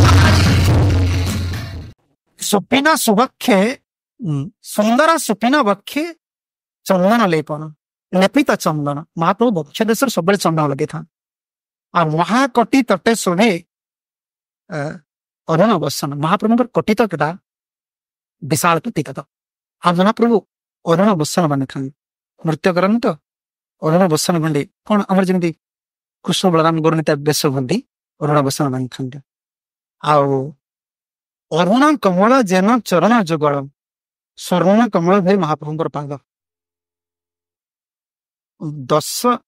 ଦଶ ନଖ ଯେନ ଦଶ ଦର୍ପଣ ନିର୍ମଳ 10ଟି ମହାପ୍ରଭୁଙ୍କର ନଖ 10ଟି ସ୍ୱଚ୍ଛ ଦର୍ପଣ ଭଳି ପ୍ରତୀୟମାନ ହେଉଛି ଏ ଜବାନ ହୁସେନ ସାଙ୍କର ଯେ କୋଟୁଆ ସେ ଆସିକି ହୁସେନ ସାଙ୍କର ଆଗରେ ବର୍ଣ୍ଣନା କରୁଛି ଏଇଟା ଶୁଣିଲା ଭିତରେ ହୁସେନ ସାଙ୍କର ଅନ୍ତର ପରିବର୍ତ୍ତନ ହେଇଗଲା ଗୋରାଙ୍ଗେର 2ଟି ପଦ ଯାହାର ଧନ ସମ୍ପଦ ସେ ଜାନେ ଭକତି ରସ ସାର ଗୋରାଙ୍ଗେର ମଧୁର ଲୀଳା ଯାହାର କର୍ଣ୍ଣେ ପ୍ରବେଶିଲା ହୃଦୟ ନିର୍ମଳ ହେଲ ତା ଚୈତନ୍ୟ ଭାଗବତରେ ବୃନ୍ଦାବନ ଠାକୁର ଗୋଟେ ପଦରେ କହିବେ ବହୁତ ବିସ୍ତାର ସନାତନ ଗୋସ୍ୱାମୀଙ୍କର ରାମକେଳିର ବର୍ଣ୍ଣନା ମୁଁ କଣ କହିବି ବୃନ୍ଦାବନ ଠାକୁର ମୁଁ କଣ କହିବି ନାସ୍ତିକ ମାନଙ୍କୁ ଯେଉଁ ଜଗନ ହୁସେନ ଶାହ ଓଡ଼ିଶାର ମନ୍ଦିରକୁ ସବୁ ଭାଙ୍ଗିକି ବିଗ୍ରହକୁ ଆଣିକି ଭାଙ୍ଗିଲା ସେ ହୁସେନ ଶାହ ଆଜି ଗୌରଚନ୍ଦ୍ରଙ୍କୁ ଭଗବାନ ବନି ମାରିଲା କିନ୍ତୁ ଆଜି ବି ଏ ମହା ଅନୁଭବ ମାନେ ଗୌରଚନ୍ଦ୍ରକୁ ଭଗବାନ ବୋଲି ମାନିପାରୁନ। ମୁଁ ଆଉ କଣ କରିବି, ମୁଁ ନୀରବ ରହୁଛି କେବଳ।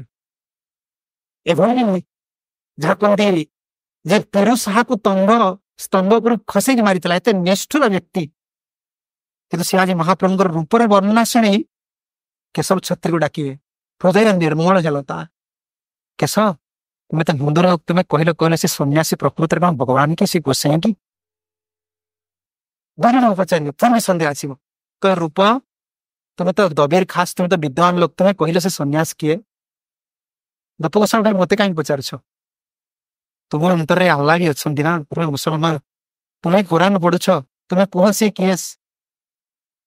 ସେତେବେଳେ ସେ ଡିକ୍ଲେୟାର କରିବେ, କେ ହୁସେନ ସାହ କହିବେ, ଏ ସନ୍ନ୍ୟାସୀକୁ ଛାଡି ଦିଅ, ଏ ମୋ ରାଜ୍ୟରେ ସର୍ବତ୍ର ନାମ କୀର୍ତ୍ତନ କର, ତାର ଇଚ୍ଛା ସେ ଯୁଆଡେ ଯାଉଛନ୍ତି ଯାଆନ୍ତୁ, ତାକୁ ଛାଡି ଦିଅ।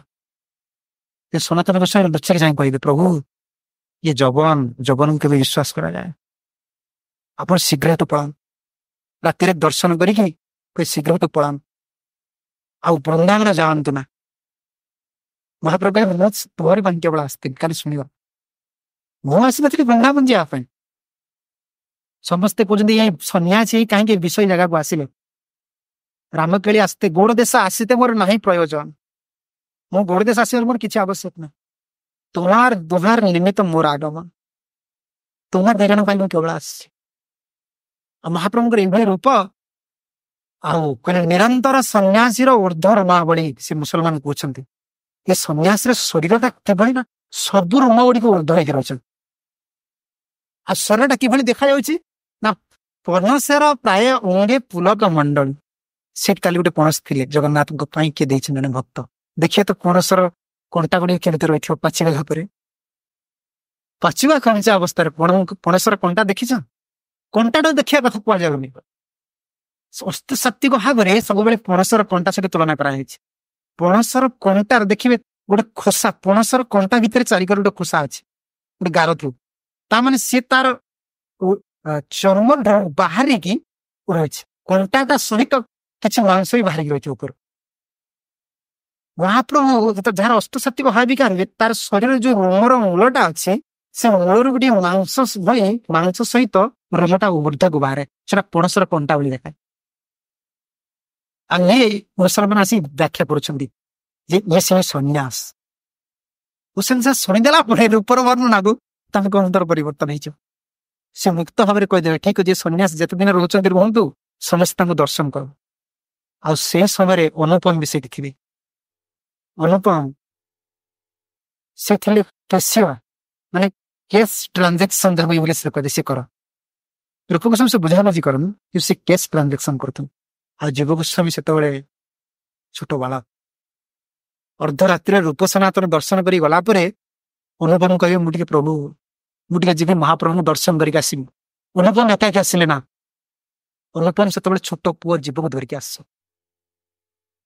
ମହାପ୍ରଭୁ ଯୁବ ଗୋସ୍ୱାମୀକି ଦେଖିବା ମାତ୍ରେ ଦୁଇ ଚରଣରେ ଯୁବ ଗୋସ୍ୱାମୀଙ୍କୁ ମସ୍ତକରେ ଥୋଇଦେଲେ, ଦୁଇ ଚରଣ, କାରଣ ସିଏ ହେଲେ ଗୌଡ଼ୀୟ ବୈଷ୍ଣବ ସମ୍ରାଟ। କେବଳ ବୈଷ୍ଣବ ସଂସ୍କୃତିକୁ ବୈଷ୍ଣବ ଆମର ରୂପ ସନାତନ ଭଜନାନନ୍ଦୀ ଯୁବ ଗୋସ୍ୱାମୀଙ୍କର ଅବଦାନ, ସେ ବୈଷ୍ଣବମାନଙ୍କ ପାଇଁ ଅତୁଳନୀୟ ଅବଦାନ। ବୈଷ୍ଣବମାନଙ୍କର ସିଦ୍ଧାନ୍ତକୁ ଯୁବ ଗୋସ୍ୱାମୀ ରଖିଲେ। ଆଉ ମହାପ୍ରଭୁ ରୂପ ସନାତନଙ୍କ ଅପେକ୍ଷା ଅଧିକ କରୁଣା ଯୁବ ଗୋସ୍ୱାମୀ କରିଦେଇପାରେ, କାରଣ ଯୁବ ଗୋସ୍ୱାମୀ ଗୋଟେ ଅତି ଯାହାକୁ ଟେଡିୟସ୍ ସିଚୁଏସନ ଯାହା କୁହାଯାଏ, ଅତି କମ୍ପ୍ଲେକ୍ସ ସିଚୁଏସନ। ବୈଷ୍ଣବ ମାନେ ସବୁ ପଳେଇଗଲେଣି, କିଛି ପ୍ରଚାର ହେଇନି, ଶାସ୍ତ୍ର ଅଛି ଏକା, ଆଉ ସମସ୍ତେ ବିରୋଧ କରୁଛନ୍ତି ସେତେବେଳେ। ଯୁବ ଗୋସ୍ୱାମୀ ଏକାକି ସଂଗ୍ରାମ କରି ସତ୍ସଙ୍ଗବ ରଚନା କରି ଆମର ଶ୍ୟାମାନନ୍ଦ ଶ୍ରୀନିବାସ ନରୋତ୍ତମଙ୍କୁ ନେଇ ଗୌଡ଼ୀୟ ବୈଷ୍ଣବ ସଂସ୍କୃତିକୁ ପ୍ରଚାର କଲେ। ଆଉ ମହାପ୍ରଭୁଙ୍କର କରୁଣା ଏ ରାମକେଳି ତାର ସାକ୍ଷୀ, ଯୁବ ଗୋସ୍ୱାମୀ ମହାପ୍ରଭୁ ଗୌଡ଼ୀୟ ବୈଷ୍ଣବ ସମ୍ରାଟ ହେବେ ବୋଲି ସେଇ ଦିନ ହିଁ, ସେ ରାତିରେ ହିଁ ତାଙ୍କୁ ସମ୍ରାଟ ପଦବୀର ଅଭିଷିକ୍ତ କରିଦେଲେ। ଦୁଇ ପାଦକୁ ମସ୍ତକରେ ଥୋଇଦେଲେ। ଯେବେ ଛୋଟ ପିଲା ଅନୁପମ କେବଳ ମହାପ୍ରଭୁଙ୍କ ମୁଖ ପଚାରିଲେ, ନାରେ ପ୍ରଭୁ ଆମକୁ ପାଦକ ପଦ୍ମ ଦେଲେ ନା, ଏ ଛୋଟ ବାଳକ ଉପରେ ପାଦ ପଦ୍ମ ଦେଇଦେଲେ। ଯୁବ ଗୋସ୍ୱାମୀ ସେଇଠି ଦର୍ଶନ ପାଇଥିଲେ ମହାପ୍ରଭୁ। କାଲି ରାମ କହିଲେ ରୂପ ସନାତନଙ୍କର କରୁଣା କରିକି ମହାପ୍ରଭୁ କାଲି ଫେରିବେ। ତାପରେ ସନାତନ ଚିନ୍ତା କରିବା ମୁଁ କିଭଳି ଘର ଛାଡ଼ି ଯାହାର ନିର୍ମାଣ ଯେ ପ୍ରଫୁଲ୍ଲ ମହାପ୍ରଭୁଙ୍କର କରୁଣା ପାଇଛି, ଯାହା ତାର ସାଧାରଣ ଲୋକର ବର୍ତ୍ତମାନ ତାକୁ ମାର୍ମିକ ଲାଗିବ। ସନାତନ ଗୋସ୍ୱାମୀ ଗୋଟେ ଚାଷୀ ଲୋକର କଥାରୁ ତାଙ୍କର ବୈରାଗ୍ୟ ଏତେ ପରିପକ୍ୱ ହେଲା। କାଲି ଶୁଣିବେ ସ୍ୱାମୀ ସ୍ତ୍ରୀ ଦୁଇ ଜଣ କଥା ହଉଛନ୍ତି, ଏ ତ ଗୌରାଙ୍ଗ ମହାପ୍ରଭୁଙ୍କର କରୁଣା ପାଇଛନ୍ତି, ଅନ୍ତର ନିର୍ମଳ ହେଇଯାଇଛି। ସ୍ୱାମୀ ସ୍ତ୍ରୀ ଦୁଇ ଜଣ କଥାବାର୍ତ୍ତା ହେଲେ କାଲି ସନାତନ ଶୁଣିବେ। ଅର୍ଦ୍ଧରାତ୍ରିରେ ଫେରୁଛନ୍ତି, ସ୍ୱାମୀ ସ୍ତ୍ରୀଙ୍କର କଥାବାର୍ତ୍ତାକୁ ଶୁଣିକି ସ୍ଥିର କରିଦେବେ, ରୂପ ତୁମେ ଗୃହ ତ୍ୟାଗ କର। ଆଉ ଦୁଇ ଜଣ ତ ଏକା ସାଙ୍ଗରେ ଗଲେ ବିପଦ ହବ, ତୁମେ ଆଗେ ଯାଅ, ମୁଁ ପରେ ଯିବି। ରୂପ ଗୋସ୍ୱାମୀ ଆଗେ ତ୍ୟାଗ କରିବେ। ରୂପ ଗୋସ୍ୱାମୀ କେମିତି ତ୍ୟାଗ କରିବେ ସେଟା ରୂପ ଗୋସ୍ୱାମୀଙ୍କ ଚରିତ୍ରରେ ଶୁଣିବା। କିନ୍ତୁ ସନାତନ କାଲି ଗୋଟିଏ ଲୀଳା ଶୁଣିବେ। ଚାଷୀ ଜଣେ କୃଷକ ଆଉ କୃଷକ ଦୁଇ ଜଣ ବସି କଥାବାର୍ତ୍ତା ଅର୍ଦ୍ଧରାତ୍ରିରେ। ସନାତନ ପ୍ରବଚନ ସାଧକ ପାଖରେ ଶୁଣିକି ଯାହାର ଅନ୍ତରରେ ଯୋଗ୍ୟତା ଭରିପୂର ହେଇକି ରହିଛି ତା କାନରେ ପ୍ରବଚନ ପଶିବ। ଯାହା ଅନ୍ତରରେ ଯିଏ ଭାବିଲେ ଯେ ମୁଁ ଯୋଗ୍ୟ ବ୍ୟକ୍ତି, ଚନ୍ଦନ ବନରେ ଚାଣିକ୍ୟ ପଣ୍ଡିତ ଲେଖିଲା ଭଳିଆ ଏ ଚନ୍ଦନ ବନରେ ବାଉଁଶ ଚନ୍ଦନ ହେଇପାରେ ନା। ଚନ୍ଦନ ପବନ ଯେତେବେଳେ ମଳୟ ପର୍ବତରେ ସମସ୍ତେ ସବୁ ବୃକ୍ଷ ଚନ୍ଦନ ହଉଛନ୍ତି, କିନ୍ତୁ ପବନ ଚନ୍ଦନ ହେଇପାରେନି। ବାଉଁଶ ଚନ୍ଦନ ହେଇପାରେ ନା, ଚନ୍ଦନ ବୃକ୍ଷ ହେଇପାରେ ନା। ମଳୟ ପବନ ବାଜିଲା ମାନେ ସବୁ ବୃକ୍ଷ ଚନ୍ଦନ ହେଇନାହାନ୍ତି, କିନ୍ତୁ ବାଉଁଶ ଯୋଗ୍ୟ ବୋଲି ମନେ କରେ। ତା ଭିତରେ ସେ ପବନକୁ ରଖିଛି। ସେ କହେ ମୋର ସୁଗନ୍ଧ ପବନ ଅଛି, ମୋର ମଳୟ ଚନ୍ଦନ ଦରକାର ନାହିଁ। ଯାହାର ଅନ୍ତରରେ ଯୋଗ୍ୟତାର ଅଭାବ ଅଛି, ସେ ହରି କଥା ଶୁଣିକି ତା ଜୀବନରେ କାମ ଲାଗିବ ନା। ଯିଏ ଅଯୋଗ୍ୟ ବୋଲି ଜ୍ଞାନ କରୁଛି, ସେ ଯାହା ମୁଖରୁ ପଦେ କଥା ଶୁଣିଦବ, ସେ କହ ମୁଁ ହଉଛି ଅଯୋଗ୍ୟ ବ୍ୟକ୍ତି, ଏଟା ମୋର ଗ୍ରହଣୀୟ। ନହେଲେ ସନାତନ ଗୋସ୍ୱାମୀ ଭଳି ଯୋଗ୍ୟ ବ୍ୟକ୍ତି ଗୋଟେ ଚାଷୀ ସ୍ୱାମୀ ସ୍ତ୍ରୀ ଦୁଇ ଜଣ କଥାବାର୍ତ୍ତା ହେବେ, ତାକୁ ଶୁଣିକି ତାଙ୍କ ଅନ୍ତରକୁ ଏତେ ମାର୍ମିକ ଲାଗିବ, ସେ କହିଲେ ନା ମୁଁ ଆଜିଠୁ ହୁସେନ ଶାହଙ୍କର ଦରବାରକୁ ଆସିବା ଏଇଟା ଆଜି ମୋର ଶେଷ ରାତ୍ରି। ମୋର ପ୍ରାଣ ଯାଇପାରେ, କିନ୍ତୁ ମୁଁ ହୁସେନ ଶାହଙ୍କ ଦରବାରକୁ ଆଉ କେବେ ଆସିବି ନା। ମୁଁ ରାଜ ଦରବାରକୁ ଆସିବି ନା, ମୁଁ ମହାରାଜଙ୍କ ଦରବାରକୁ ଯିବି, ମୁଁ ପ୍ରଭୁଙ୍କ ଦରବାରକୁ ଯିବି। ସନାତନ ଗୋସ୍ୱାମୀ ନିଶ୍ଚୟ କରିବେ। କାଲି ରୂପ ସନାତନ ପୁରସ୍କରଣ କରିବେ, କେମିତି ଗୃହତ୍ୟାଗ କରିବେ, ବ୍ରାହ୍ମଣଙ୍କୁ ଡାକିବେ, ଧନ ଦେବେ, ସଂକଳ୍ପ କରିବେ, ପୁରସ୍କରଣ କରିବେ। ଏ ସୁବ୍ରାହ୍ମଣର ପୁରସ୍କରଣ ବେଳରେ ତାଙ୍କ ଦ୍ୱାର ଫିଟିଯିବ। ଏ ଟିକେ ଶୁଣିବେ, ରୂପ ଚାଲିଯିବେ, ସନାତନଙ୍କ ଜେଲଖାନା ଭିତରେ ରହିବେ। ଆଉ ସେ ସନାତନ ଜେଲଖାନାରେ 17 ମାସ 19 ଦିନ କେବଳ କାନ୍ଦିଛ। 17 ମାସ 19 ଦିନ ହୁସେନ ଶାହ ତାଙ୍କୁ ରଖିছে। 17 ମାସ 19 ଦିନ ପରେ ରୂପଙ୍କର ପତ୍ର ପାଇବେ। ବହୁତ ସୁନ୍ଦର ଜେଲଖାନାରେ ବର୍ଣ୍ଣନା। କାନ୍ଦିବା ଅବସ୍ଥାରେ ରୂପ ଗୋସ୍ୱାମୀଙ୍କ ପତ୍ର ପାଇଯାଉଛି। କେମିତି ବ୍ୟାକୁଳତା ତାଙ୍କ ଅନ୍ତରରେ ଅଛି। ଯେତେ ବୈଷ୍ଣବ ମାତା ମତେ କରୁଣା କରୁଛନ୍ତି, ମୁଁ ସେତିକି କଥା କହୁଛି। ଆଉ ମୁଁ ସେ ସ୍ଥିତିରେ ନା ମୁଁ ଗୋସ୍ୱାମୀ ମାନଙ୍କର କଥା କହୁଛି, ମୁଁ ସେଇ ଆଚରଣରେ ନାହିଁ, ମତେ ଆପଣମାନେ କ୍ଷମା କରିବେ। କିନ୍ତୁ ଆପଣମାନଙ୍କର କରୁଣା ହେଲେ ଆମେ ତାଙ୍କ ପଦାଙ୍କ ଅନୁସରଣ କରିପାରିବା। ଏଇଟା ହଉଛି ଆମର ଚରମ ଲକ୍ଷ୍ୟ। ମୁଁ ସେ ସ୍ଥିତିରେ ନାହିଁ। ଆପଣମାନେ ଯଦି ଚାହିଁବେ ମୁଁ ଏଇଟା କରୁଛି କି ମୁଁ ଏଇଟା କରିପାରୁନି, ସେଭଳି ଦୈନନ୍ଦିନ ସେଭଳି ଭାବ ଆସିଲେ କେହି ସଂସାର ସମସ୍ତ ବସା ଲାଗେ। ଆଉ ଏଇଟା କେବଳ ବହତର କରୁଣା, ବିନା ପାଗଳ ବି ସେଇ କାମ। ପ୍ରହ୍ଲାଦ ମହାରାଜା କହିଲେ ମନ କୃଷ୍ଣଙ୍କ ଚରଣରେ ଲଗେଇଲେ ଲାଗିବ ନା, ସୁତ ବି ଲାଗିବ ନା। କେବଳ ମହତ ବୈଷ୍ଣବ ମାନଙ୍କର କରୁଣାରେ ହିଁ ଭୋଗରେ ସୁହାଗୀ ଅବସ୍ଥା ଆସେ। ଏଇଠି କଥାକୁ ବିଶ୍ରାମ ଦେଉଛି। ଜୟ ସନାତନ ଗୋସ୍ୱାମୀ ପାଦ।